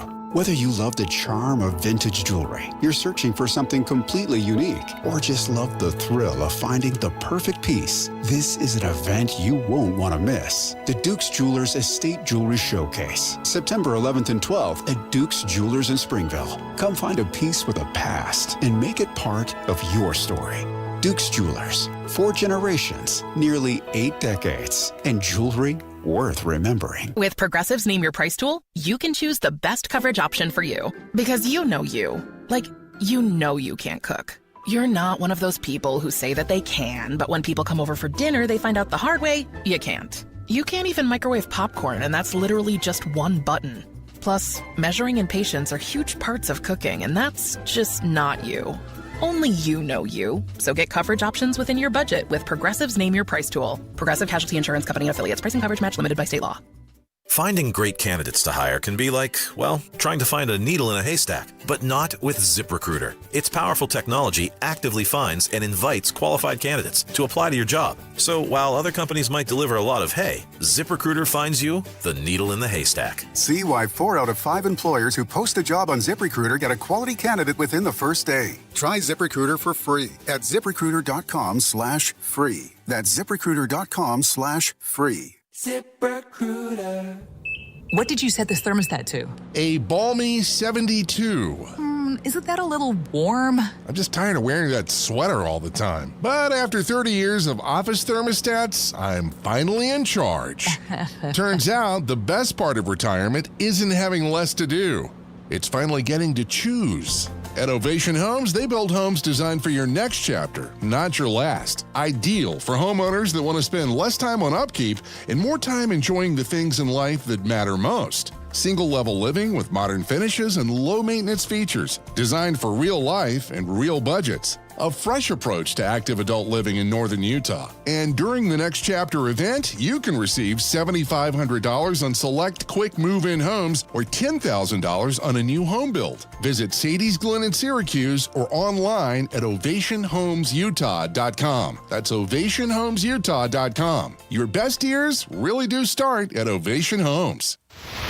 Traffic and weather together, brought to you by UCCU. You deserve to love where you bank. And here's Cormac Bone. Delays on I-15 have completely cleared out. It's now no slowdowns between Ogden and Provo, both directions. We do still see a crash in the right shoulder on northbound I-15 in Clearfield just after SR 193. Again, no slowdowns behind them. Where it is slow is in the usual places. Eastbound 2100 north in Lehigh, approaching 2300 west, and a little slow as you try to get onto I-15. Seeing cracked curling or missing shingles on your roof? Don't wait. Save big during S&S Roofing's huge summer sale. From a small repair to a full replacement, SNSRoofingUtah.com. Cormac Bone in the KSL Traffic Center. The KSL Weather Center says we should hit 101 today, just short of a record high. 100 tomorrow with some clouds starting to move in, but on Saturday, we have a good chance for thunderstorms and a high of 94. Right now, it is 90 degrees. I'm Amanda Dixon from the KSL Common Spirit Health Studios. Listen online at kslnewsradio.com. We're Utah's news, traffic, and weather station. The all-new Inside Sources. Inside Sources. Your inside access to the people and policies shaping Utah's future. Here are Greg Skordas and Holly Richardson on KSL News Radio. Marriage. Marriage is what brings us together today. One of my favorite. Love that from The Princess Bride. Bride. Look, so I have wedding bells in the future for one of my adult kids. September, my son's getting married. They do live in Utah. And if you have adult kids who might be thinking about getting married, well, they have a pretty high chance if they live in Provo. Yeah, it's not too surprising, I guess, but it's interesting to see what's driving young adults around the country to either pursue or not pursue marriage. So when it comes to Provo, which is, of course, BYU country, I wanted to know if the trends are going up or going down. And there's a new report out from the Institute of Family Studies that is working to make the data a little bit easier to consume. All right, well, let's bring our guest, Brad Wilcox. Brad is the director of the Get Married Initiative at the Institute for Family Studies, and he'll give us a little more information. Brad, thanks for joining us this morning. Good to be with you guys today. So what are the stats right now for marriage? Are more young people doing it, considering it, or are people getting a little nervous about that institution? Yeah, no, we have seen a decline that's been really playing out in recent decades. And especially we've seen kind of decline in dating, since the electric or digital revolution of the last 15 years. So that's kind of the worrisome piece here. And even obviously in Utah, we've seen marriage and fertility rates come down in recent years. But we also are seeing in this new report, which is kind of a marriage map that's just released today from these family studies, that the highest area for young adult marriage today, that's for folks 22 to 39, is in the Provo area, and about 13% of single young adults in that kind of demographic have gotten married in the last year in Provo, and that's the highest, pattern across America. So I guess I'm not surprised by that. I met and married my husband in Provo, and we've been married for 40 years. So I don't know that that's surprising. It also doesn't surprise me that you're seeing the rates drop. What other, like overall, right? What other information are you pulling out of this most recent report that you find most interesting? Yeah, so we see in this new report basically is that areas where there are more marriageable men, kind of defined as guys who are employed full time, areas where marriage is just more kind of common. That's obviously true in Provo. And areas also where there are big military bases are the kinds of places where we're seeing kind of higher rates of, especially younger marriage for folks getting married in their 20s. And then when it comes to folks who are getting married in their 30s, kind of more upscale areas, like parts of New York, Silicon Valley and the like, are also kind of seeing for 30-somethings higher marriage rates in those areas as well. So the bottom line here is that I would say kind of a pro-marriage culture, marriageable men, the military, and then for 30-somethings, more affluent areas are the places where you're going to find people putting a ring on it today. What are the demographics of people, Brad, that are less likely to get married than they maybe have been in the past? Are there parts of the country or just maybe economic factors, or what would play into that? Yeah, so we see when it comes to folks who are kind of less likely to get married, what we're seeing is, I would say, secular young adults, more liberal young adults, and working class and poor young adults are basically the folks who are less likely to be putting a ring on it. And one way to kind of think about this is that marriage has become more and more selective in recent years. And what that means is the kinds of people who are more educated, more affluent, and more religious, as well as actually more conservative today, are still kind of either having the resources to, kind of feel like marriage is within their grasp, or have like that strong marriage mindset that makes, marriage attractive to them. And so it's those groups that are more likely to marry, and the groups that don't fall into those buckets, again, more secular, more liberal, more lower SES young adults who are less likely to be getting married today. I wonder, when you were saying that higher rates of marriage around military bases, I have a son-in-law who was deployed with the Air Force Reserve, and my daughter eloped with him, and they did a marriage ceremony legal before he went, and then they did like the big wedding several months later. Is it because the military provides, I guess, a really strong incentive for marriage when it comes to benefits for spouses rather than domestic partners? Yeah, so I think that's a big part of the story. I mean, I think the military, obviously, when people are deploying, it can kind of make it, you got to really want to sort of nail this thing down. So I think that's part of the dynamic, as is true with your story. But more generally, when you're in the military and you have a romantic partner, if that person is just cohabiting with you or dating, they don't have access to health care, they don't have access to better housing, or even, sort of special shopping on base privileges. Mm-hmm. But if you get married to that person, obviously your housing improves, you have access to health care, and even access to things like, shopping on base. So I think there's definitely kind of an incentive. And then in some cases too, like there's a more pro-marriage culture in parts of the military as well. So all that kind of reinforces, the benefits of marriage for folks who've got a tie to the military. Just from a policy perspective, right? If that is an incentive, I don't know. I wonder how that might play out with some policy initiatives. Maybe it wouldn't. Well, it's interesting. I think it's a really important question that you're asking here, right? Because a lot of people think that there's really nothing the government can do to sort of influence marriage. They think about it as a completely private or religious, issue or question. And yet we know from our new map today that, and from other research as well, that the military's pro-marriage policies, think of them what you may, do have a very big impact on real world behavior. So there's just no question that public policy does influence marriage. And I think the question before us, as we think about sort of marriage's fortunes more generally, is would we want to think about other ways we could kind of make marriage more financially attractive to young adults today. Hey, Brad, can I ask you a question? It may come off the wall a little bit, but what is the Get Married initiative at the Institute for Family Studies? Tell us what you do. Yeah, so what we're basically trying to figure out are ways that we can kind of make it easier for young adults to get married. I think that's about a couple of things. One, it's about kind of making kind of ordinary men and ordinary women more attractive, to kind of increase their appeal to, to their peers. It's also kind of trying to identify strategies when it comes to dating that are more successful. But it's also about kind of recognizing and realizing that there are kind of larger geographic and institutional contexts that make it easier or harder to get married today. And so trying to figure out how churches, colleges, and other institutions, workplaces that interface with young adults can do a better job of kind of throwing them together in ways that make it easier to date, especially to date with an eye towards marriage.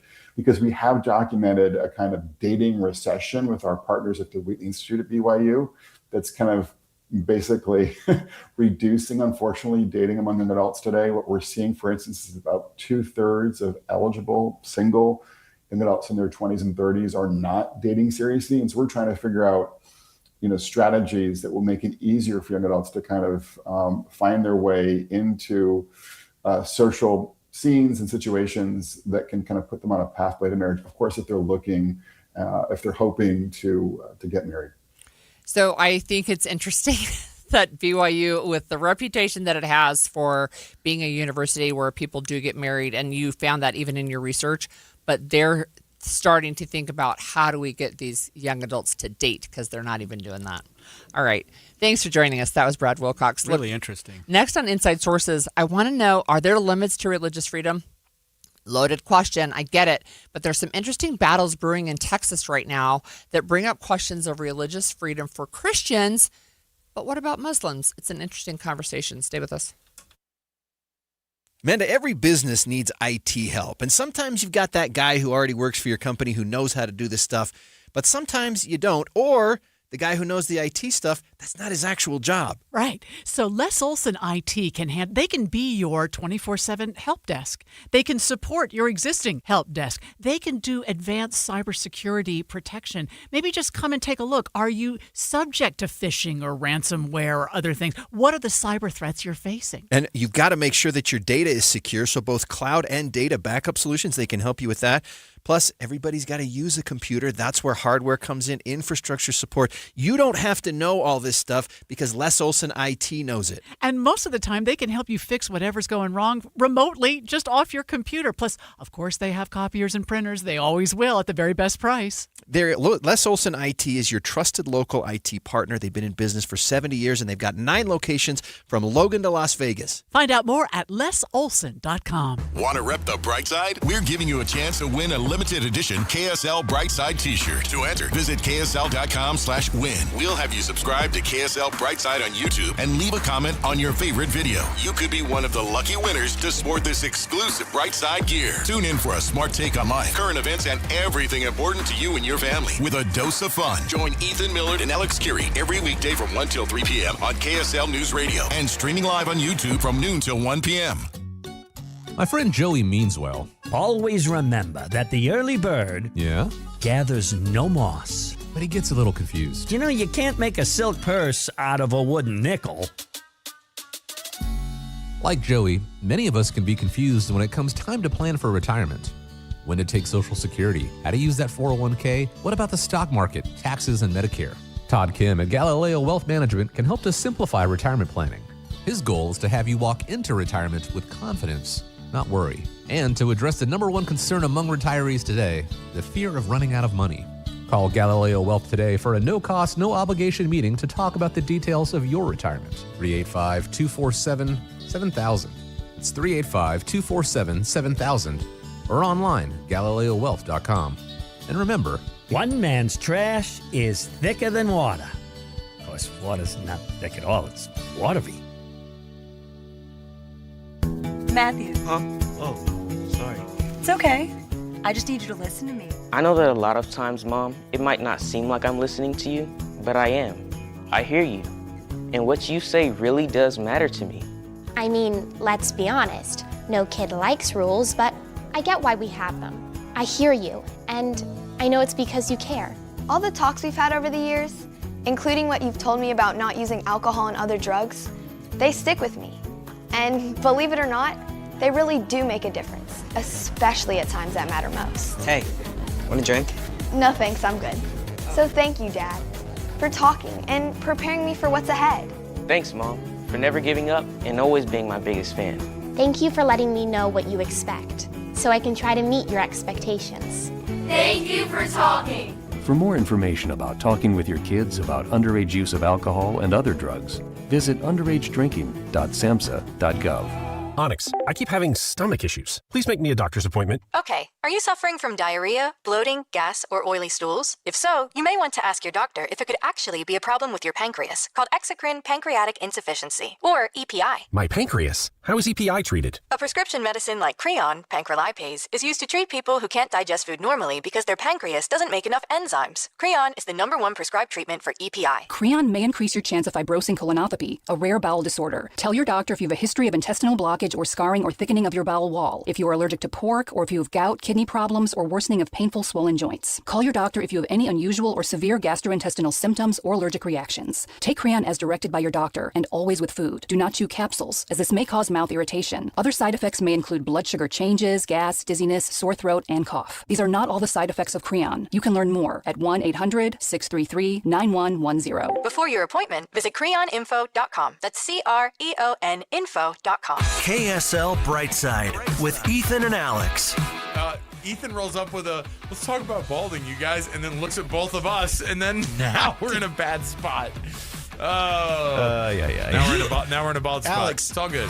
KSL Brightside. Streaming from 1 to 3 on YouTube or on the KSL News Radio app. Getting help with electrical repairs is easier than you think. All you have to do is call Any Hour Services or schedule an appointment at anyhourservices.com. No one helps more homeowners than Any Hour Services. Inside Sources. So there are a couple of really interesting things coming out of Texas right now that deal with the concept of religious freedom. One has to do with a state law that requires a copy of the 10 Commandments to be displayed in every public school classroom. And the other deals with foot washing facilities for members of the Islamic faith in the Dallas-Fort Worth airport. The airport was going to install the wash basins until the governor threatened to pull funding if they did. Yeah, I think we can probably guess where both of these are heading, but it is an interesting conversation about religious freedom, so we thought we might want to just talk about that. Let's start with the 10 Commandments because it seems to come up in some state almost every year. Oklahoma's another one. Yeah, right. Yeah. So in Texas right now, there's a case that's headed to the Supreme Court. ABC's Mike Dubusky explains. A group of parents is now asking the Supreme Court to intervene in Texas, where the state has required the 10 Commandments to be displayed in public school classrooms.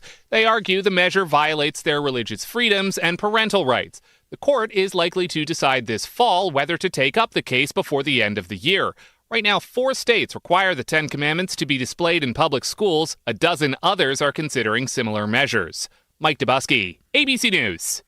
So it's interesting to me that this is not the first time it's come up. In fact, it's come up multiple times. But in 1980, the Supreme Court struck down a near identical law in Kentucky, finding that the display of the 10 Commandments in public schools was unconstitutional.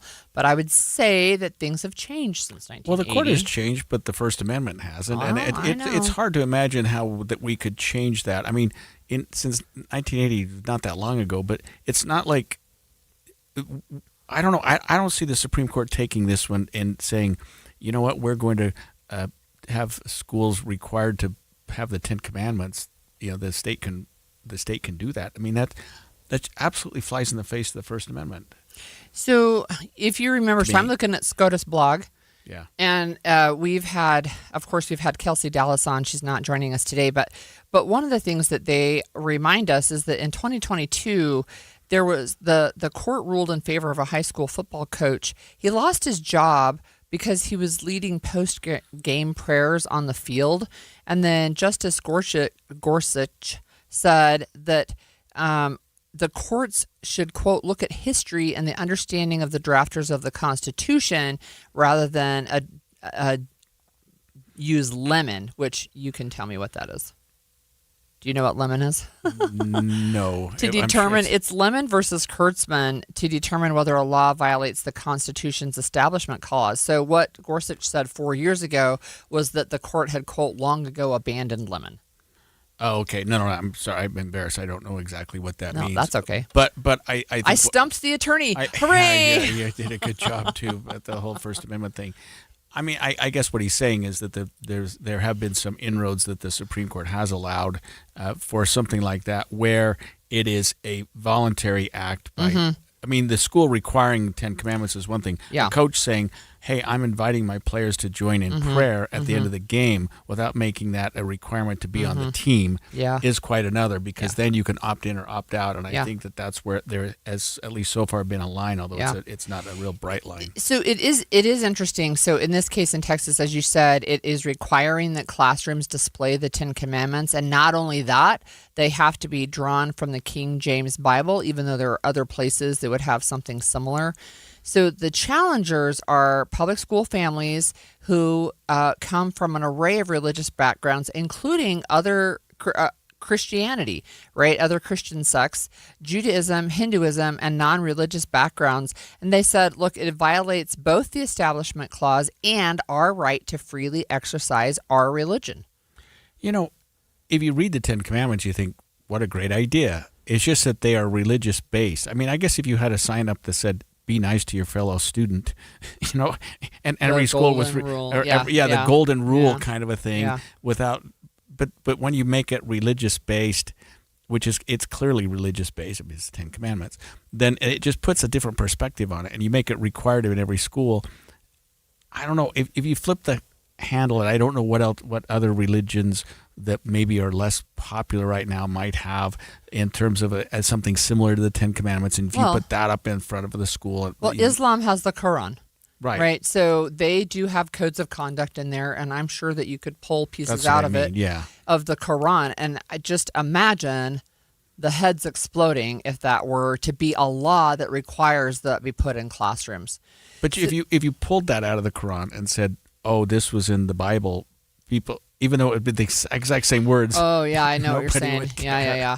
Well, that brings me to the other story that I wanted to talk about, because it feels like it is just, it's almost a head scratcher. It's like, why will you say it's freedom of religion to make sure that kids in school know what is in the Bible, the King James version of the Bible, but I will not allow someone who has a prayer practice that includes cleaning their feet before they pray, that somehow that's not okay, and I'm going to pull your funding. Yeah, so what we're talking about is that airports have an Islamic foot washing station, and the Texas governor's threatening to pull those and say you can't have those exist in the airports. I mean, it's part of their culture. So it's DFW, it's the Dallas-Fort Worth International Airport, and I've been through airports all over the world. They have prayer rooms, they have meditation rooms, quiet rooms, doesn't matter necessarily what you call it, but what the Dallas-Fort Worth Airport wanted to do was install these foot washing stations, but the governor said, I'm going to cancel airport grants because you are engaging in religious discrimination. Also a head scratcher. Yeah, it quite flies in the face of the 10 Commandment thing. You know, foot washing station bad, 10 Commandments good. I mean, if you're strictly based on a Christian understanding of what's good and bad, that makes sense. But if you look at the broader picture of what the First Amendment is really trying to do, it doesn't make sense. So I want to ask you then, from a legal perspective, when we talk about freedom of religion, and it's a little bit of a rhetorical question, but when we talk about freedom of religion, do we not mean the freedom to practice any religion or no religion at all? There is no distinction between one religion or another. They're all treated exactly the same. So why then, in this case, do you think the Texas governor can say that it's discriminatory to put foot washing stations in the airport? I don't understand that. Because they're Muslim. Well, I understand that. Yeah, I mean, that's what it is. I mean, right now, Muslims are, they're seen as, by some people, as persona non grata, for sure, to our country. I mean, there are some leaders that think they should be deported. I mean, that it's a religion. If you said that to any other religion, you'd be laughed out of town. But Muslim right now is a faith that's really under the gun. People are not happy with some things that the Muslims are doing, and so they blame that. So they do something like that to take it out on everybody. And that's make no sense, but that's what they're doing. I just think it flies in the face of a declaration that we believe in freedom of religion. That means all religions or none at all, and that you're free to practice those. And I don't understand why we would want to shut down the ability for people to, for example, wash their feet before they pray. That's part of their religion. Yeah, and if you look at part of the reason for the First Amendment, I might get in trouble for this, is we didn't want there to be a state-sponsored religion. Like the United States will now be this particular religion. Like the Church of England. Right. Yeah. And that's it. Because, obviously nobody would agree with that. Nobody would think that made any sense at all. It's not the kind of thing that, anyone in the United States would say, hey, you can't do that. I want to practice my own religion. Yeah. Unless it's a particular religion that's not very popular right now. And I know we're treading down some dangerous ground here. And if the Supreme Court upholds 10 Commandments and also upholds scrapping these foot washing stations, then you have to wonder what that means for the First Amendment. Yeah, and I wonder if that doesn't mean an additional lawsuit that will head up to the Supreme Court. No, that's what I mean. But if the Supreme Court okays both of those, then you think, well, we just flipped the First Amendment on its head. Yeah. Well, we'll follow up with that, obviously. But this is an interesting story. Fake polling could have some really disastrous effects leading up to the election, and artificial intelligence is making it even worse. In the next hour of Inside Sources, we want to break down some fake polling numbers out of California and what it could mean for the future of our elections. KSL FM Midvale. KSL Salt Lake City. From the KSL Common Spirit Health Studios, this is KSL News Radio. Utah's news, traffic, and weather station. It's 11 o'clock at KSL News Radio. I'm Cameron Elliott. KSL's top story this hour, a teen has died while hiking a trail up Little Cottonwood Canyon. First responders believe he fell more than 100 feet. KSL News Radio's Brianna Willis reports. The 16-year-old boy had been hiking on the Devil's Castle Trail in the Alta area with a group. Salt Lake County Sheriff's Captain Nate Lord says it was just after 7 p.m. the teen slipped and fell more than 100 feet off a cliff. He had already passed by the time crews found him. Lord says this is a sad reminder of how dangerous the mountain can be. Know your surroundings and know where you're at on the mountain, and some of these things can be avoided, but when people are up on the summit, it seems to be a little bit more dangerous, so just be careful. The sheriff's office offers their condolences to the boy's friends and family. We will keep you updated when we learn more information. Brianna Willis, KSL News Radio. In other local news, SUU just scored some major funding from NASA to build up the aerospace workforce. That'll go towards online classes led by industry experts and hands-on experiences with aviation and aerospace experts for students. Melissa Funstein, SUU's Executive Director of Workforce Development, says the goal is to get people excited about the industry. The sky's the limit. We would love for anyone and everyone who's excited about aviation or aerospace to get into these courses. Funstein says the aerospace and defense world has a lot of room for growth and is already a priority here in Utah, so she's excited to provide such big opportunities for students and community members at SUU. Taking a look at your money at this moment, the Dow Jones is down 418 points, that's 0.75%. The Nasdaq is down 187 points, that's about 0.7%. And gold has really taken a jump. It's up $23 an ounce right now at a total of $4,568 an ounce. Coming up, we're back into the hundreds today. KSL weather is next. KSL News Time, 11:02. A reminder about the simplest way to get updated for your day. Hit your KSL preset when you jump in the car, and we'll take care of the rest. Hear key news updates and traffic reports. Andy and Amanda from 5 to 9 in your car. KSL News Radio at 102.7 FM. Texting enrolls you in a recurring automated marketing text messages. Consent not required to purchase. Message and data rates may apply. The team's looking good this season. I think so. Man, I miss playing football. Ever since I turned 40, I just can't find that fire I used to have. Think it could be lower testosterone? What do you mean? I was feeling the same way. After 40, the body has less plus testosterone, and men lose their edge. That's why I take Nugenix Total T2. That's the testosterone booster, right? Yes, but Total T2 is their brand new formula that skyrockets nitric oxide levels in as little as 3 hours. Since I started taking it, I've been lifting like when we played for Coach Carter. My energy is way up, and it even spiced up things between me and the missus. Are they still giving out complimentary bottles? Yep, just send a text. Text SPARK to 215-215 for your complimentary bottle of Nugenix Total T2, the next generation testosterone booster. Text now and we'll include a bottle of Nugenix Thermo X, our newest, most powerful fat burner ever, absolutely free. Text SPARK to 215-215. That's SPARK to 215-215. These statements have not been evaluated by the FDA. This product is not intended to diagnose, treat, cure, or prevent any disease. Do you want to know what the top stories are for both local and national politics and even some world stuff? Well, make sure you're subscribed to the Utah Policy Newsletter. I put that together every day. It comes to your inbox every morning before we start this show, and it gives you a good overview of what is happening and a little bit of fun, including dad jokes. Just go to utahpolicy.com and hit that subscribe button.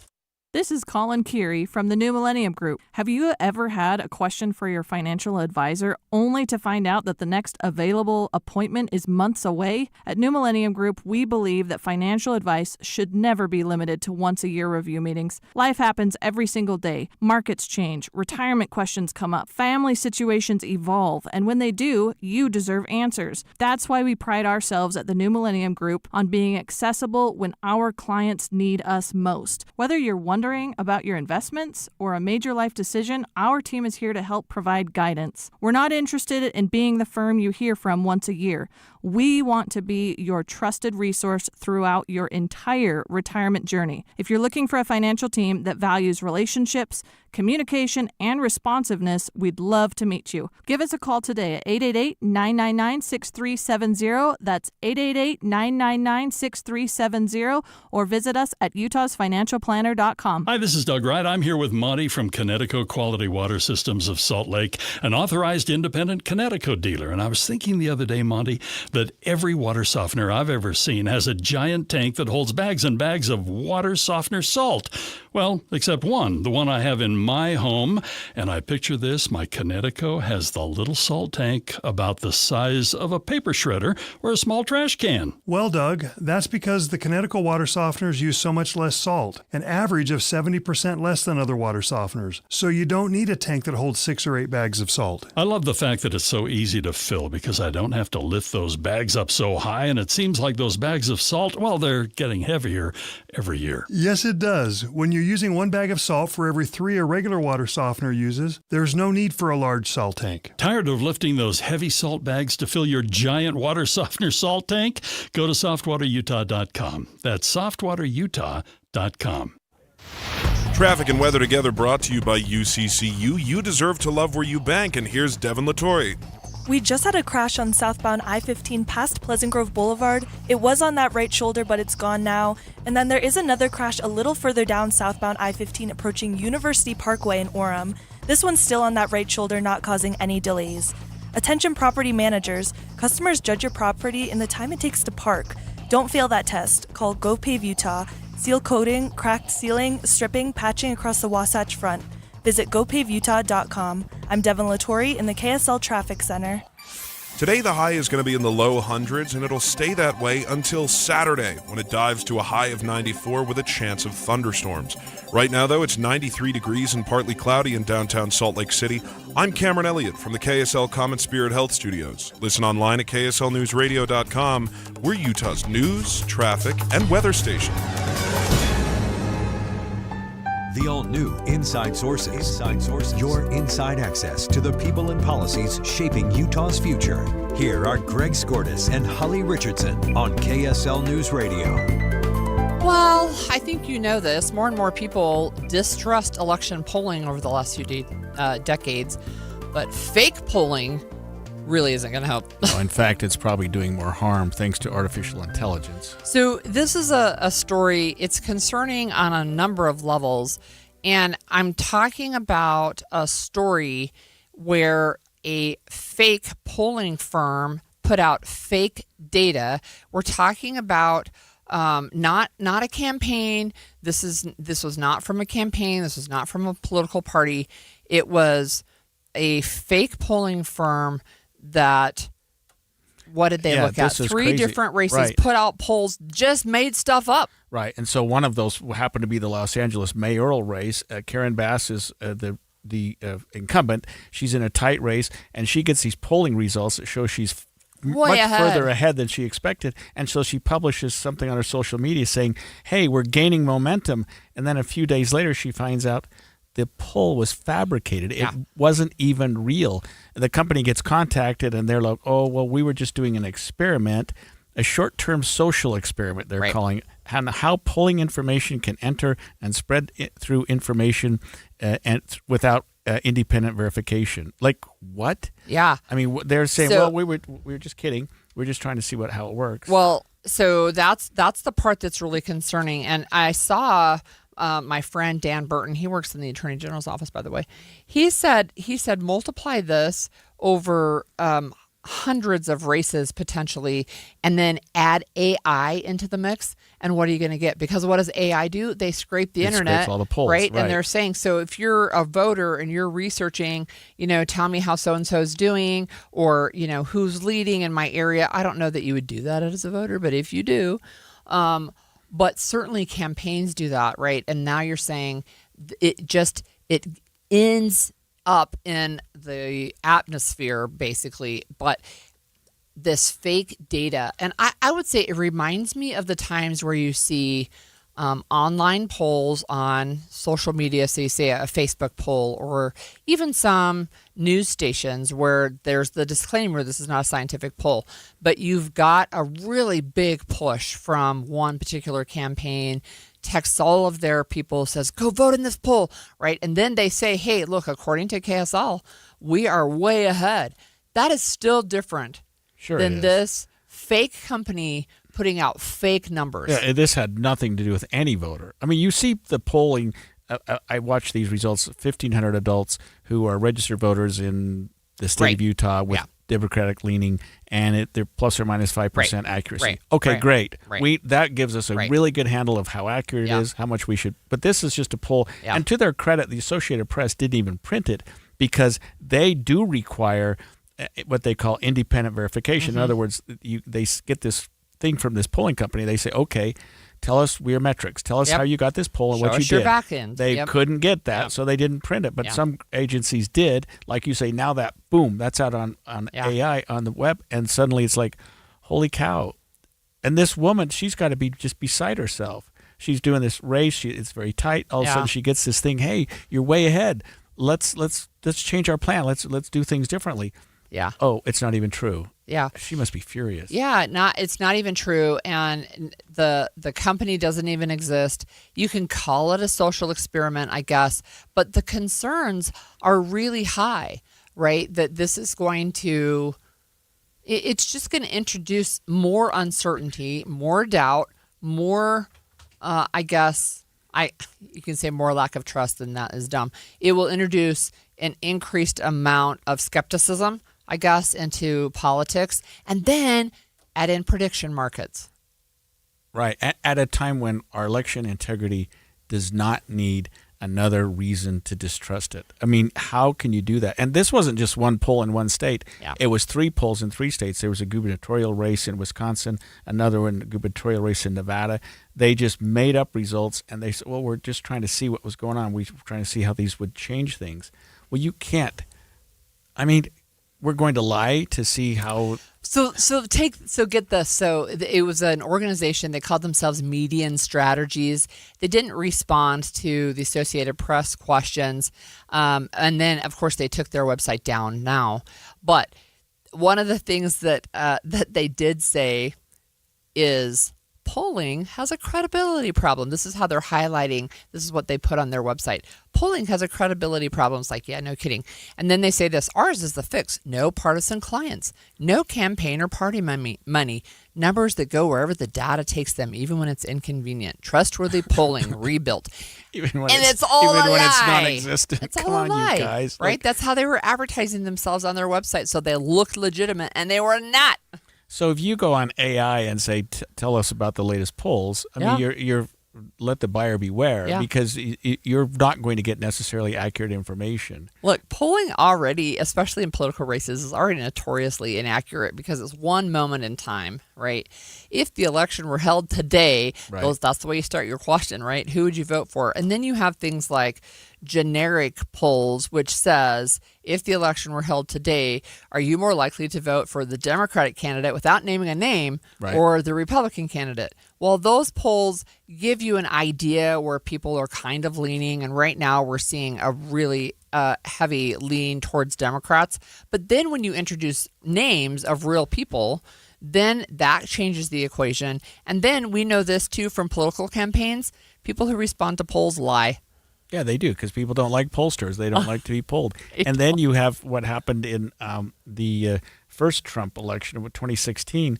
I mean, Hillary Clinton, we're seeing she's winning. She's ahead in all the polls. Everybody thinks Right. she's going to win. Like, slam dunk. she's like all getting ready to give her speech. And somehow Trump knew, but the polls were accurate at all. So again, that's a whole nother discussion Right. about juice in social media, right? From outside influences trying to convince you it doesn't matter. You don't need to show up and vote. We do know that Russia did that actually in 2016, suppressed the vote on the D side. But I really liked my friend Dan Burton's comments about how do you think this is going to impact elections when you have fake poll firms, fake polling information, and then AI. So I will just say, read polls with an academic eye, because you want to look for how did they do the poll? What are your crosstabs? What is your margin of error, right? Verify that information. Pretend you're the Associated Press or a political scientist. And polls are just for interest anyway. It shouldn't necessarily be for who you should lean toward. I mean, it gives you some idea. People like to vote for a winner, Yeah, actually. that's true. They do. They do. So that was fun. Okay, so now we're going to continue talking politics, but we're going to talk about President Trump. He's gone from maybe being president to being a tour guide. I don't know. Several things going on at the White House right now that make me scratch my head. The ballroom's one of them, but there's a big helipad. There's damage from that big UFC fight on the 4th of July. And then, of course, you have the reflecting pool. I have so many thoughts. Stay with us. I'm back to doing what I love and more, thanks to the Good Feet store. Does it feel like someone's stabbing a knife into your heel? Or does your lower back give you problems as the day goes on? The Good Feet store wants to help you, like we helped Ann. Every time I stood up, pain just shot up my legs. Fortunately, I found the Good Feet store. I went to them after my doctor diagnosed me with plantar fasciitis. And now, thanks to the Good Feet store, I'm 100%. Wouldn't it be nice to get back to doing what you love, like Patrick did? I was in constant pain. Somehow my fiance and I found our way into the Good Feet store. Put my foot on the arch support system. I put them in my shoes, my back, my knees, my ankles. Thank you. Thank you, everybody at the Good Feet store. You gave me my active life back. Learn more or schedule an appointment at goodfeet.com and come in and get your free personalized fitting at the Good Feet store. We have locations in Farmington, Riverton, and Sandy. Thanks to the Good Feet store. You served behind the desk. You served in combat. You did 4 years and got out. You were drafted. You gave 20 years. You gave exactly what your country needed. And so did you. When you raised your hand and swore an oath to your country, when you put your name on a dotted line, you became part of only 1% of Americans who did the same. You are a veteran. You are a veteran. You are a veteran. Because no matter when, where, or how you served, you made a sacrifice for your country, and you deserve support. If you're struggling with life after service, don't wait. Reach out. Reach out to a loved one, to a fellow veteran, to VA. Find resources at va.gov/reach. Brought to you by the United States Department of Veterans Affairs and the Ad Council. Everything to my back is dark. High in the alpine wilderness, The ridgeline is imposing, the escarpments, the drops. a place where survival It's dark now. I have nothing. is never certain. In 2011, an Australian hiker vanished. Did he really make a wrong turn, or did he decide that he was done? You have done this walk too, but this is your backyard. The mountains have decided to keep him. Find and follow the podcast series Uinta Triangle, wherever you get your podcasts. Thinking about replacing your windows? Choose the company that builds and installs them right here in Utah. Advanced Window Products is Utah's local window and door manufacturer that sells directly to homeowners. Hi, I'm Nate Orchard, the mayor of Sac Lake City with Advanced Window Products. At Advanced Window Products, there are no dealer fees, no middleman markups, and no extra costs to cover someone else's profit. From manufacturing to installation, every step is handled by Advanced Window Products' local team. Every window is custom built in Salt Lake City for Utah's homes and backed by one of the strongest warranties in the industry, a lifetime warranty covering labor, glass, and parts. Even better, it's fully transferable to the next homeowner. Right now, get $2,000 off when you purchase 10 or more windows. Financing is available, and Dominion Energy rebates may help you save even more. Call 801-850-9100. That's 801-850-9100. Or visit us at advancedwindows.com. That's 801-850-9100 or advancedwindows.com. Wow, this is the time of year when the temperatures are off the chart, and it's not the time for us to go into our backyards where it is so warm, fire up the hot grill, and then slap on a steak, and then stand there and try to make it taste as good as Ruth's Chris Steakhouse. First of all, it's impossible. So why not just go to Ruth's Chris Steakhouse for the best meal you have had all summer long? The steaks cooked to perfection, other wonderful entrees as well, from seafood to poultry, you name it, the side dishes, the desserts. You don't have to do the cleanup. You don't have to stand there over the hot grill. You just sit back in that air-conditioned comfort with the people you love, and you have a dining experience that you're going to remember. Hotel Park City up in Summit County, there's a Ruth's Chris there, and downtown Salt Lake City, 275 Southwest Temple. Hi, I'm Maria Chaleos, and I'd like to tell you about my podcast, the KSL News Daily. Every weekday morning, we'll deliver one story explored in depth, plus the 3 things you need to know before your day begins. But this is new. This is where we human beings are able to trick AI. This is news with context from the journalists you trust. Agencies were less than willing to speak with us about this. Find and follow the KSL News Daily at kslpodcast.com or wherever you listen. The new Inside Sources. Well, I'll tell you, if you look at current pictures of the White House grounds right now, you don't really recognize it. It's just changed so much in such a short period of time. It looks like a construction zone. And in fact, the before and afters are just shocking, right? You've got this destruction debris. Yeah, I meant to say construction. That must have been a Freudian slip. It makes me mad. It makes me sad. This is supposed to be the people's house, and it is just trashy right now. Yeah, so an entire wing was destroyed, torn down in favor of a ballroom that hadn't been planned or prepared or really even there hadn't even been much architecture done yet. That's now on hold. We don't know what that's going on. There's apparently a helipad that's going to be built. And then on the 4th of July, they had this big mixed martial arts or fighting event there, and it trashed the lawn. Well, and the reflecting pool is a disaster. The reflecting pool. And then there's an Indy car race coming to Washington where they think cars are going to hit 185 miles an hour on Pennsylvania Avenue. There you go. Well, I mean, they've done those around the country with some success, but they're not going to do something like that too close to the White House. I hope, but it is close. I mean, Pennsylvania it is doesn't close. Get any closer. Look, this is a Fox News story. So when Fox News is saying it, he said they said this about the dead spots of grass on the National Mall. They said President Trump said vandals did it, and Fox News is saying President Trump made the claim without providing evidence or explaining why he believes vandals damaged the grass. You know, we had the same problem with the reflecting pool where there was a statement that vandals had taken some sort of a knife and cut it. We have since learned that that was not true. Maybe it was believed to have been true at the time, but it'd be better if we just kind of had the facts before we made statements like that. But when you have a big circus event on the White House lawn, fighting, you have people there, it's going to trash the lawn. It's not just fighting. So remember, even with the fights, there were, what is it, UFC? They're paying to replace the grass, but this is also on the mall where they had like the big risers, and they had a bunch of people there to celebrate the 250th, but it killed the grass. And so now the president is like, oh, well, vandals did it. No, they did not, Mr. President.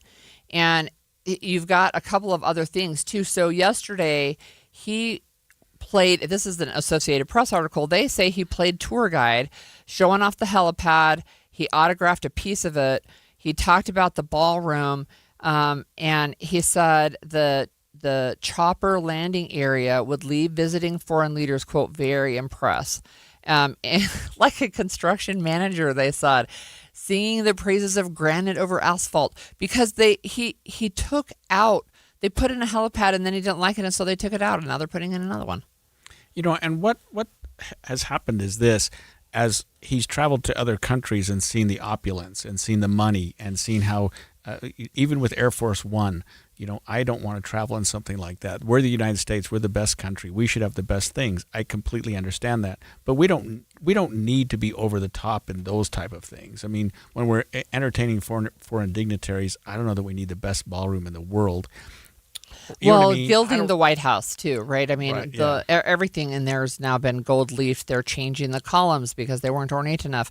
I mean, again, remember, this is the people's house. Now this ballroom, so he did not have permission to do the ballroom. They destroyed it, the East Wing. Then they want to rebuild. Then they didn't get permission. Then they said, well, we don't need permission. And the federal judge said, well, actually, yes, you do. And so he said, well, this is a matter of national security, and I'm going straight to the Supreme Court. And the Supreme Court has said, let's brief it, let's get the issues, and let's decide what we want to do. Now, having said that, they're not in session. They're not planning to be in session for some time. Yep. They have arguments, and in October, November, they make a decision, like May, June, July. This thing's not going to be built during the current administration. It will not. There is no way. Nope. I They just can't don't get see it done that that happening. fast. Nope. No, they won't. And so it's another opportunity to have discussions about whose house is it actually? Is it the people's house?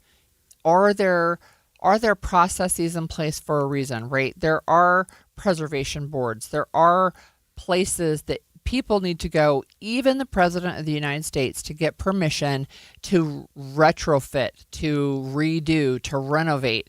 They have to get permission, including for the things like he wants to do the arch. Well, these are historical monuments. I mean, these are not anyone's particular house. I mean, they're certainly his to be and play at for his 4 years, but probably not to change and alter and tear down. Well, just imagine leaving a pile of rubble on the east side of the White House for the next president who comes in. That's what's awkward. going to happen. Yeah. No matter what the Supreme Court does, they're not going to have it cleaned up by then. They can't. There's too much mess. But his administration, if you remember, they were looking for $1 billion in congressional funding for the ballroom. Guess what Congress did? They said, no, we're not giving you $1 billion for a ballroom. And so the national security angle is the only card he's got left to play, and that is, hey, this is an important matter. We can't just have our big events at the local Hilton. We need some place where we have more security, where we can make sure that we have better access for our Secret Service and that type of thing.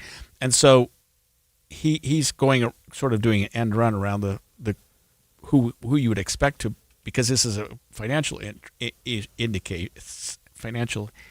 issue, meaning that Congress needs to weigh in, and without having that, he's got to do something else to try to get money for it. So he originally said it was going to be taxpayer funded, but we already know that that's changed. The cost has more than doubled, and it's not being funded by private donors.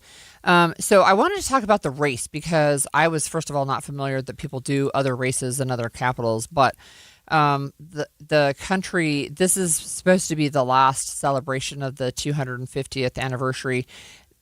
So it's the IndyCar's Freedom 250 Grand Prix.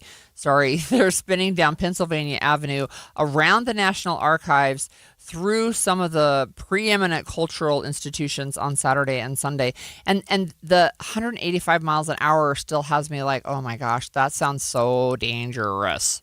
They do them though in other cities. I mean, it's not completely uncommon. I think they had one in Vegas. Well, that's what you're saying. I didn't even know. Yeah, but they close the roads and they try to get wide enough roads with a lot of big pillows, so if you lose a turn, you don't go flying into the audience. But they do them. And there's an audience? Well, people are watching. That sounds like I hope you can watch on TV. That sounds super dangerous to be there, right? Cars going 185 miles an hour. You don't get to smell the fuel and watch the cars and hear the noise. I think I've never been to one. What am I talking about? But I think they sound really interesting. One of the things that I thought was interesting is they have to weld down manhole covers because at that speed they bounce and then they fly. Yeah, so they're welding some of the manhole covers and sealing them with silicone. And they're removing certain barriers from traffic lanes. They're setting up chain link fences. I think they do need the pillows, like you said. Yeah. And the National Archives, they literally had to do an experiment to make sure you're not going to shake stuff off the wall going at 185 miles an hour. Well, I mean, it's another huge expense, a tremendous expense. Is it a good thing for America? I don't know. I mean, it could be. It could be a nice, prominent thing to do. Our 250th anniversary of the Declaration of Independence. Do it down in. I'm just rolling my eyes. Yeah. Maybe we've gone enough for the 250. Time to move on to something else. But I don't know. Well, it's again, the race doesn't bother me as much as some of the other things. Tearing down the wing of the White House, that was a problem. That's something that didn't make sense. I think we've seen destroy first, ask permission later, right? And then what you have left is a gigantic mess. That's what you have left. Yeah, and it is the White House. It is one of the most spectacular structures in the world. Well, not anymore. And you would expect it to be pristine. You'd expect the grass, the lawn to look good, and you still have where the was it the East Wing? Yeah, was torn down. Mm-hmm. It's still a mess. And the Rose Garden was cemented over. Still just a disaster. Yeah, it really is just got a bunch of debris still. Well, we'll keep an eye on that. Not happy note. Yeah. Okay. Well, next up on Inside Sources, snow. My favorite. Snow.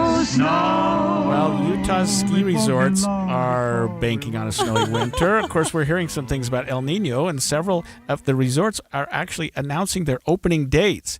But will there be snow? That's the $64,000 question. Let's talk about that when we come back. It's 11:30 at KSL News Radio. I'm Cameron Elliott. KSL's top national story this hour from ABC News. In Massachusetts, after less than an hour of testimony, the jury in the murder trial of Lindsay Clancy was sent home early this morning. The judge told jurors to expect a long day tomorrow when the defense could rest its case. ABC's Peter Haralambous on the testimony today. This is really testimony that's at the center of the case. They heard about this secondhand from that psychologist earlier this week, but this is really firsthand testimony. This is Sheila Kavanaugh. She's a chaplain who worked at the hospital where Lindsay Clancy was treated immediately after the killings, and she described these 14 meetings she had with Clancy where they described hearing this voice in her head telling her to kill her children. Clancy's defense claims she killed her 3 children because of postpartum depression. Other national stories KSL is following. Iran has responded to President Trump's new vow to go after countries that help Tehran, hitting back with a post pointing at the U.S.'s growing national debt.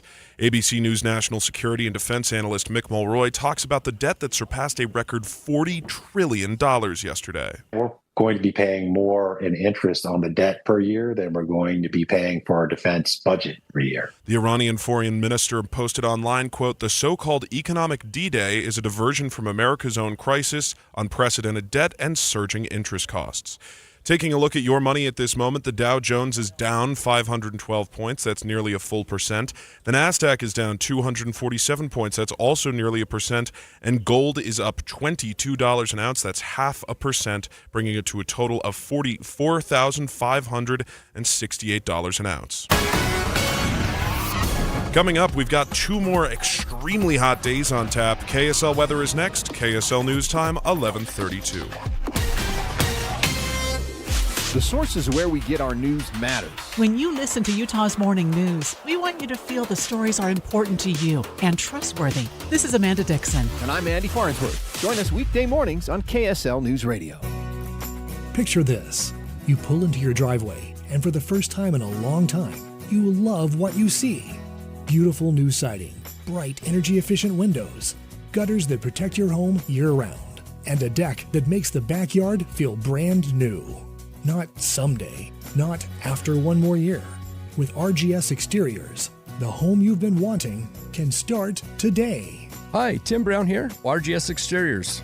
My family has been building and improving homes in Utah for 5 generations, and taking care of homeowners is something we take very serious.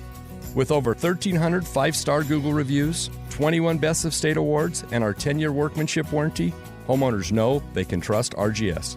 Over 200,000 families across Utah have trusted RGS Exteriors with their home, and so can you. Schedule your free estimate today at 801-280-3110, 801-280-3110. Amanda, there's a lot of different companies that promise results, but there's very few that you can see the results. Soda Diet and Nutrition is one of those that you will see the results and you just can't deny it. I mean, you can lose 15 to 20 pounds in a month. In a month. In 4 weeks. And this is why it's so awesome that Soda has extended their 4 weeks free offer until the end of August. So you can have that. You can get ready for holiday season. You will look great going into holiday season. I lost 37 pounds in a little more than 3 months, and I've kept it off for 4 years. So do you want long-term success and long-term feeling great? Think of Soda. Yeah, and I lost 70 pounds in 5 months.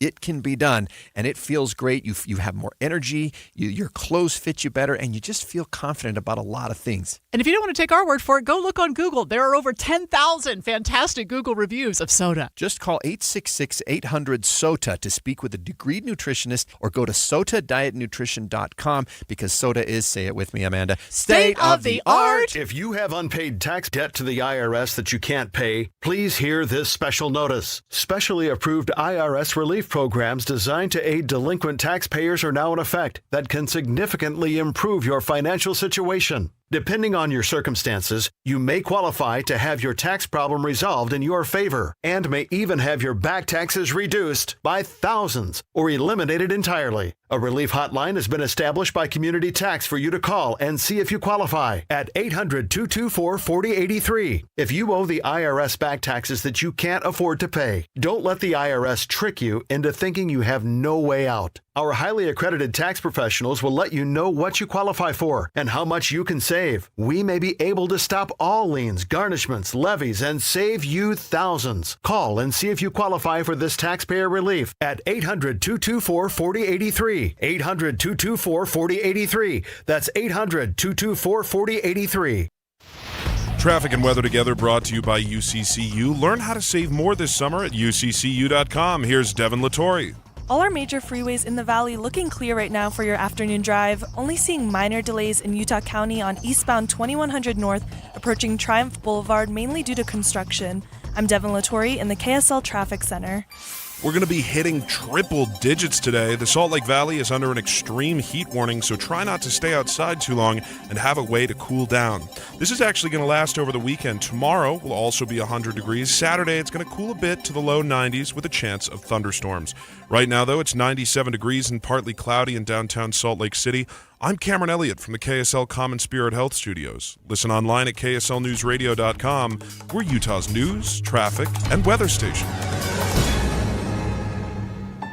The all-new Inside Sources. Inside Sources. Your inside access to the people and policies shaping Utah's future. Here are Greg Skordas and Holly Richardson on KSL News Radio.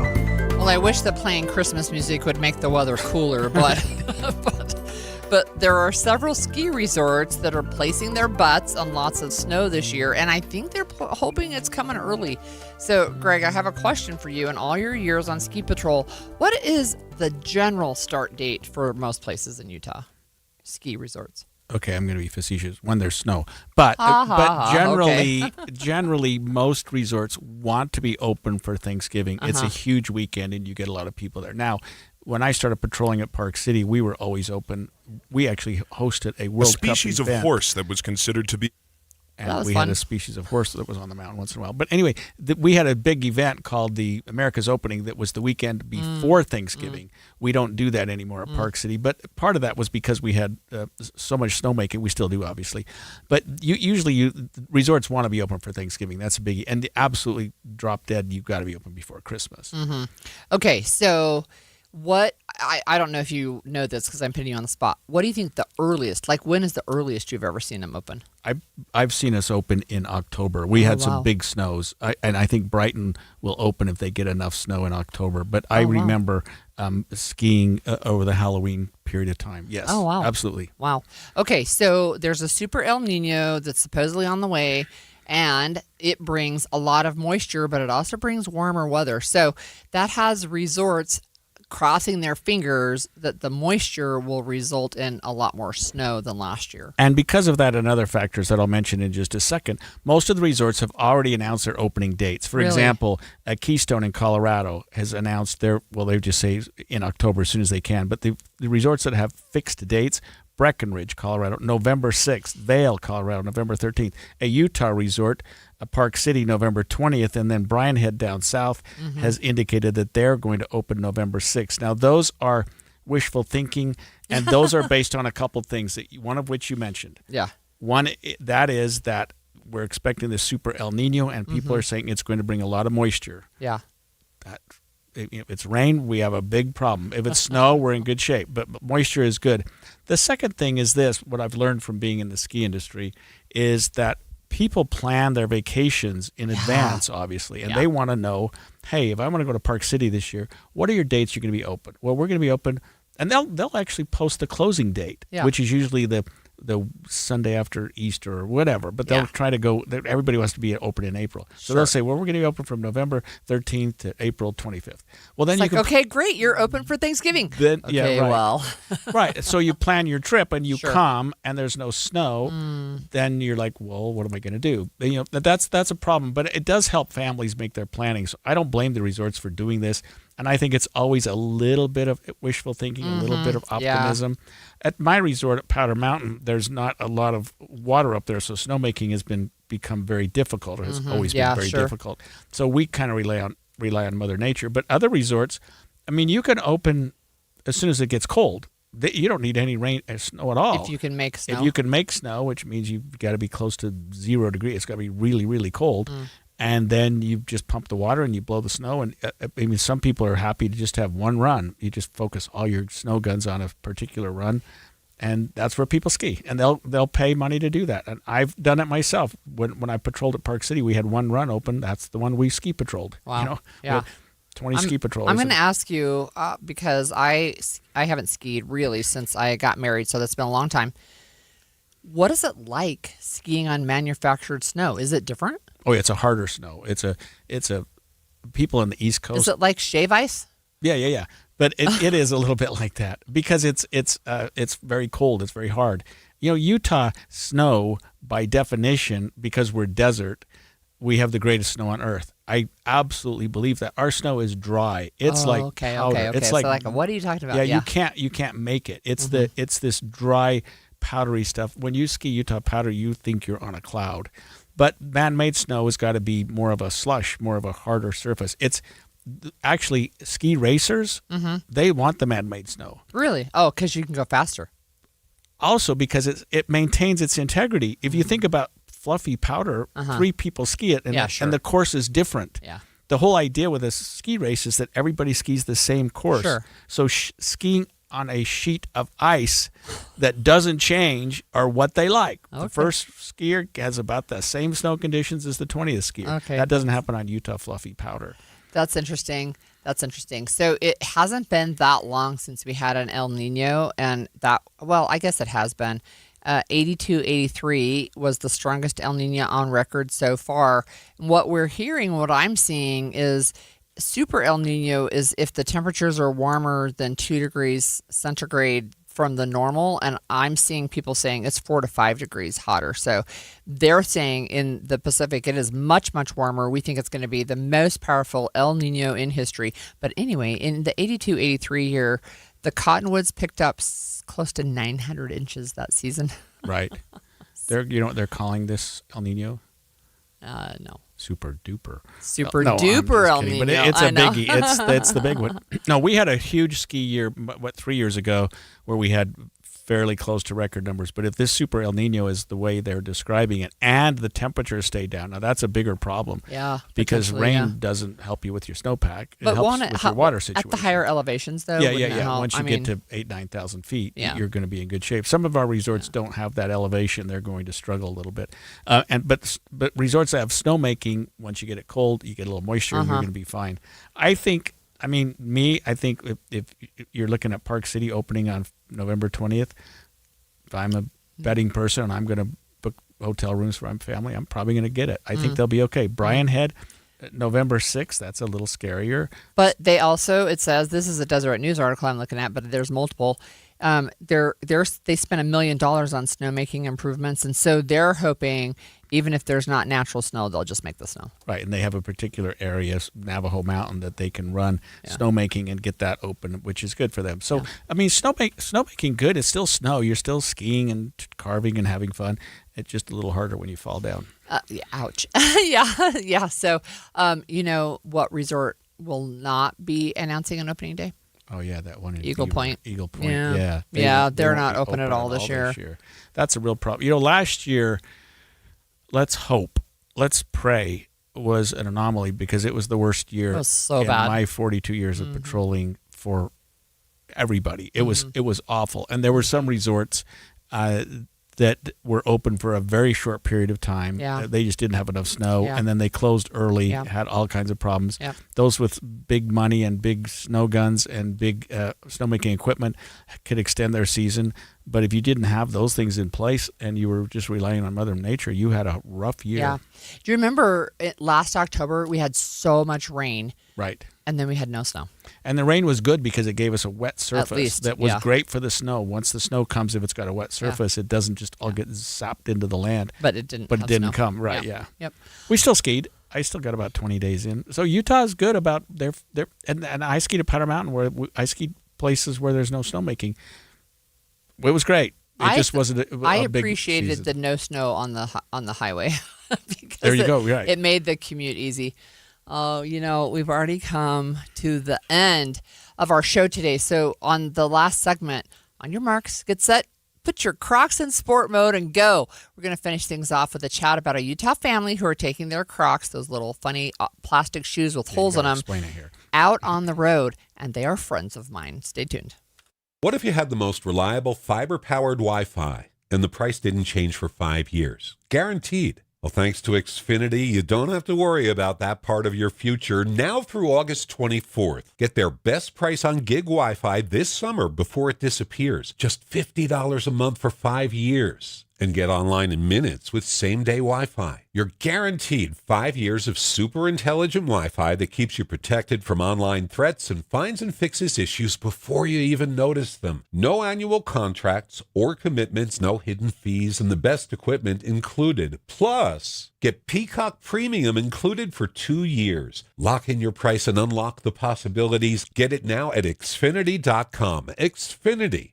Imagine that. Restrictions apply. Requires paperless billing and auto pay with stored bank account. Taxes and fees extra. Speeds vary. Use of fiber coaxial cable. Learn more at Xfinity.com/same-day Wi-Fi. Xfinity. Imagine that. More than 50 million Americans suffer from a form of mental illness. And Utah isn't immune, with nearly 1 in 3 people dealing with anxiety, depression, or another form of mental illness. But there's hope. We can all take action to keep ourselves and our loved ones safe. That's why KSL has teamed with the Huntsman Mental Health Foundation to bring you hope and help you thrive. It's Healthy Mind Matters. Find out more at healthymindmatters.com. Breaking news doesn't wait, and neither should you. You can get immediate news alerts anytime news breaks. Download the KSL News Radio app for free for breaking push alerts on your phone, or subscribe to our breaking news text line. Just text news to 57500 to get started. KSL News Radio, your home for breaking news. You're still glowing, flirting, grooving. You've still got it. But your immune system weakens as you age, making it harder to fight illnesses like pneumococcal pneumonia and RSV. Vaccines are a key part of any health routine and can help protect you from getting really sick. Ask your doctor or pharmacist which vaccines you need. See more at PfizerForAll.com. Sponsored by Pfizer.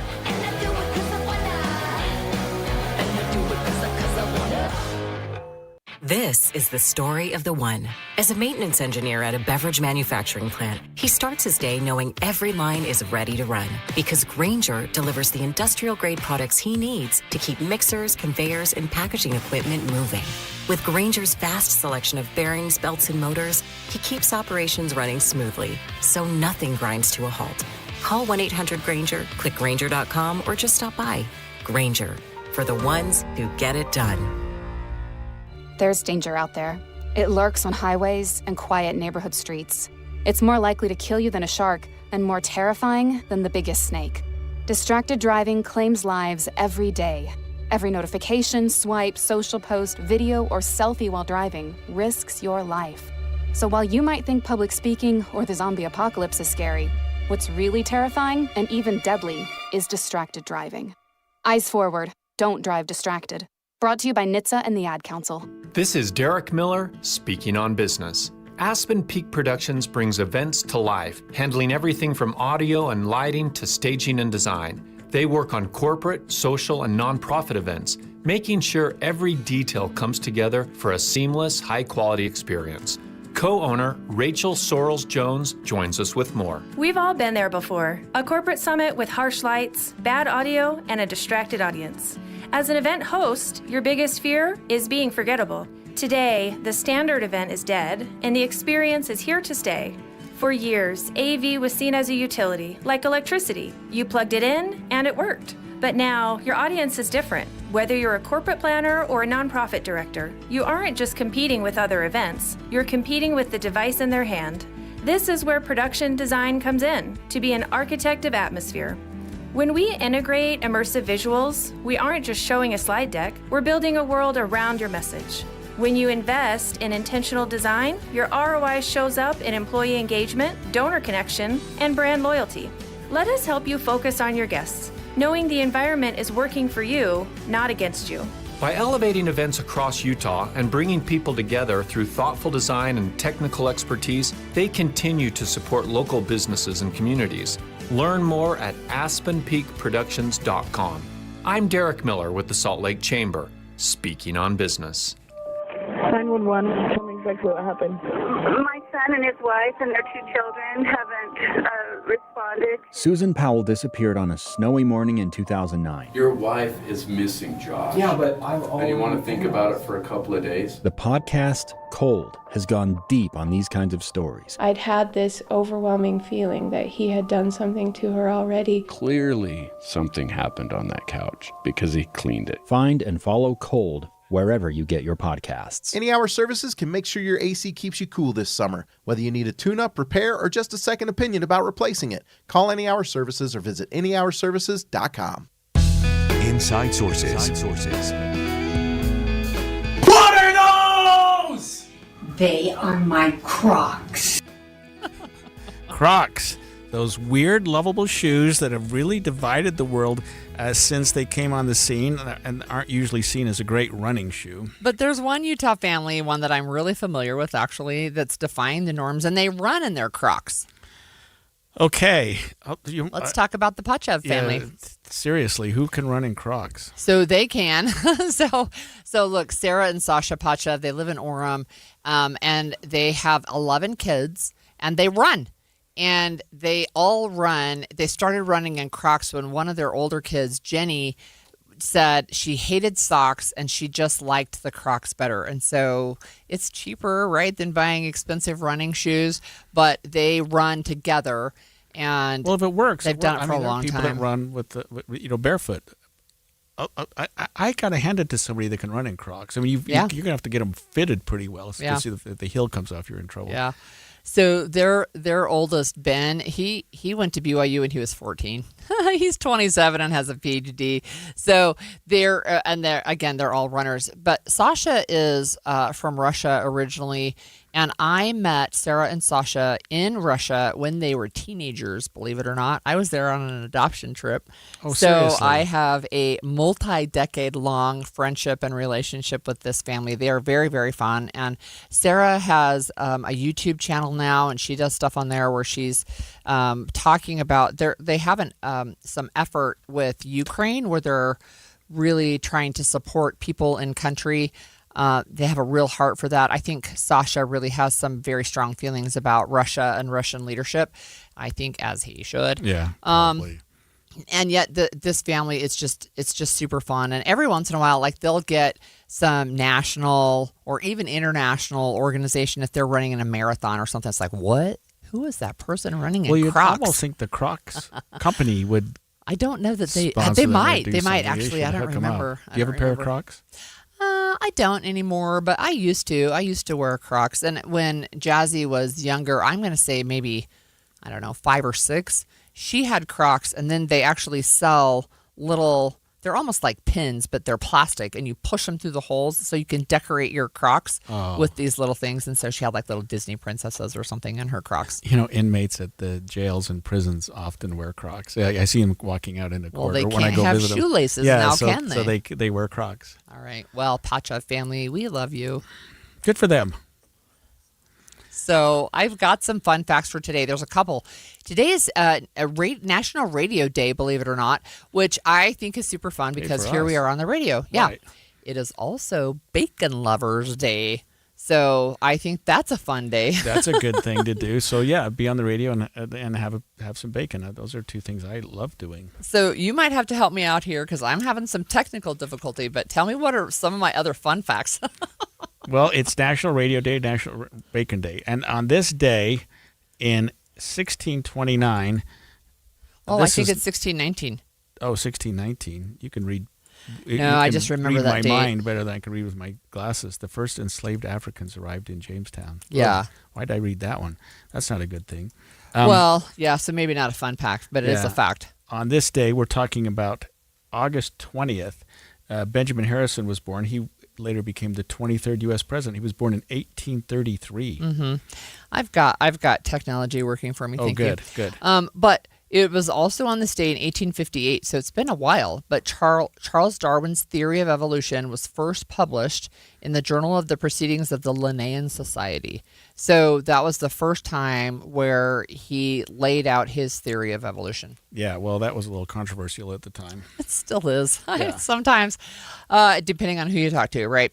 So in 1866, it was nearly a year after the fighting actually stopped, but President Andrew Johnson formally declared the end of the American Civil War. Oh, 1866. 66. Yeah, that's interesting. This one I thought was interesting, too, because I think the cross-oceanic messaging before the digital era is so fascinating. But it was on this day in 1911 that I love this. The New York Times sent the first telegram around the world. So they used a commercial service. They aimed to determine the speed of a message sent around the world. So it was relayed by 16 different operators over 28,000 miles, and it was received 16.5 minutes later. So what did it say? It said, this message was sent around the world. But that's not what it started out at. I know, it's like game of telephone. I just think that's interesting and cool that they could do that by 1911. It was on this day in 1920, which I find super interesting. The American Professional Football Conference was established. There were 4 professional football teams. 2 years later, with 18 teams, they renamed it to the NFL. The NFL. Yeah, we should have the music for that one. The NFL. So it's been around since 1922. Wow. 1920. Yeah, right. Yeah. It was on this day in 1940. This is a very famous quote by Winston Churchill. He said this of the Royal Air Force. So the people who were flying for Great Britain during World War II, he said, never in the field of human conflict was so much owed by so many to so few.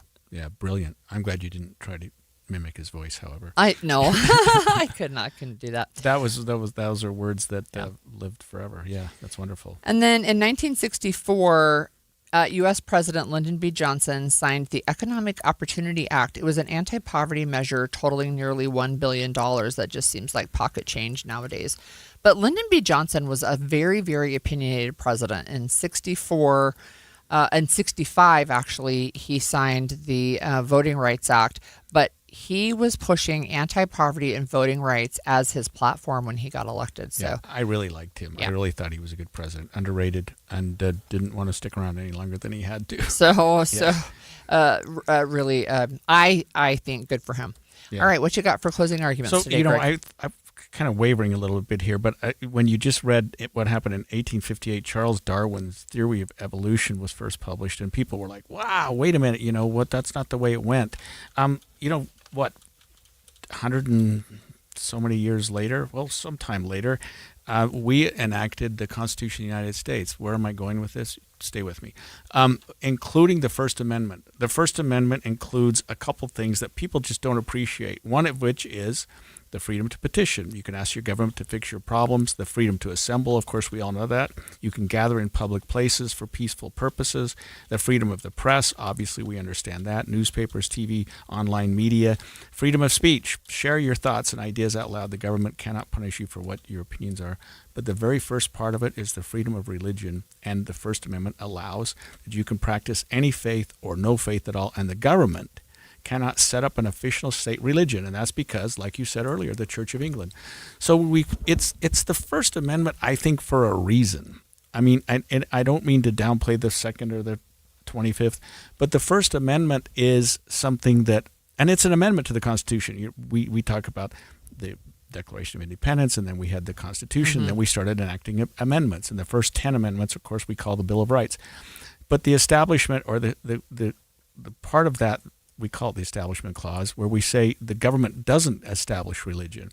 And it got me thinking about the First Amendment and how far we've come, maybe not come, when we talked about Texas. Yeah. The two facets of their reading of the First Amendment may be popular with the people, but not what our fathers wanted us, and mothers wanted us to think about when we started talking about the Bill of Rights. The state doesn't get to have a particular religion. I mean, if you think about the Latter-day Saints, some people don't even recognize that as a Christian religion. Right. People today, I mean, we had some problems with the military going, wait a minute, we're not going to recognize that. I mean, what's up with that? It's a religion, and it has every right to exist just as any other. And I'm not going to make any friends for this, but I guess Muslims do too. I mean, and if they want to practice in their own way and set up a little foot washing station, because we do have things in the airports where we have places where people are allowed to pray, and people are allowed to kneel, and people have a quiet place where they can practice their religion. That's a good thing, and it's not necessarily the government endorsing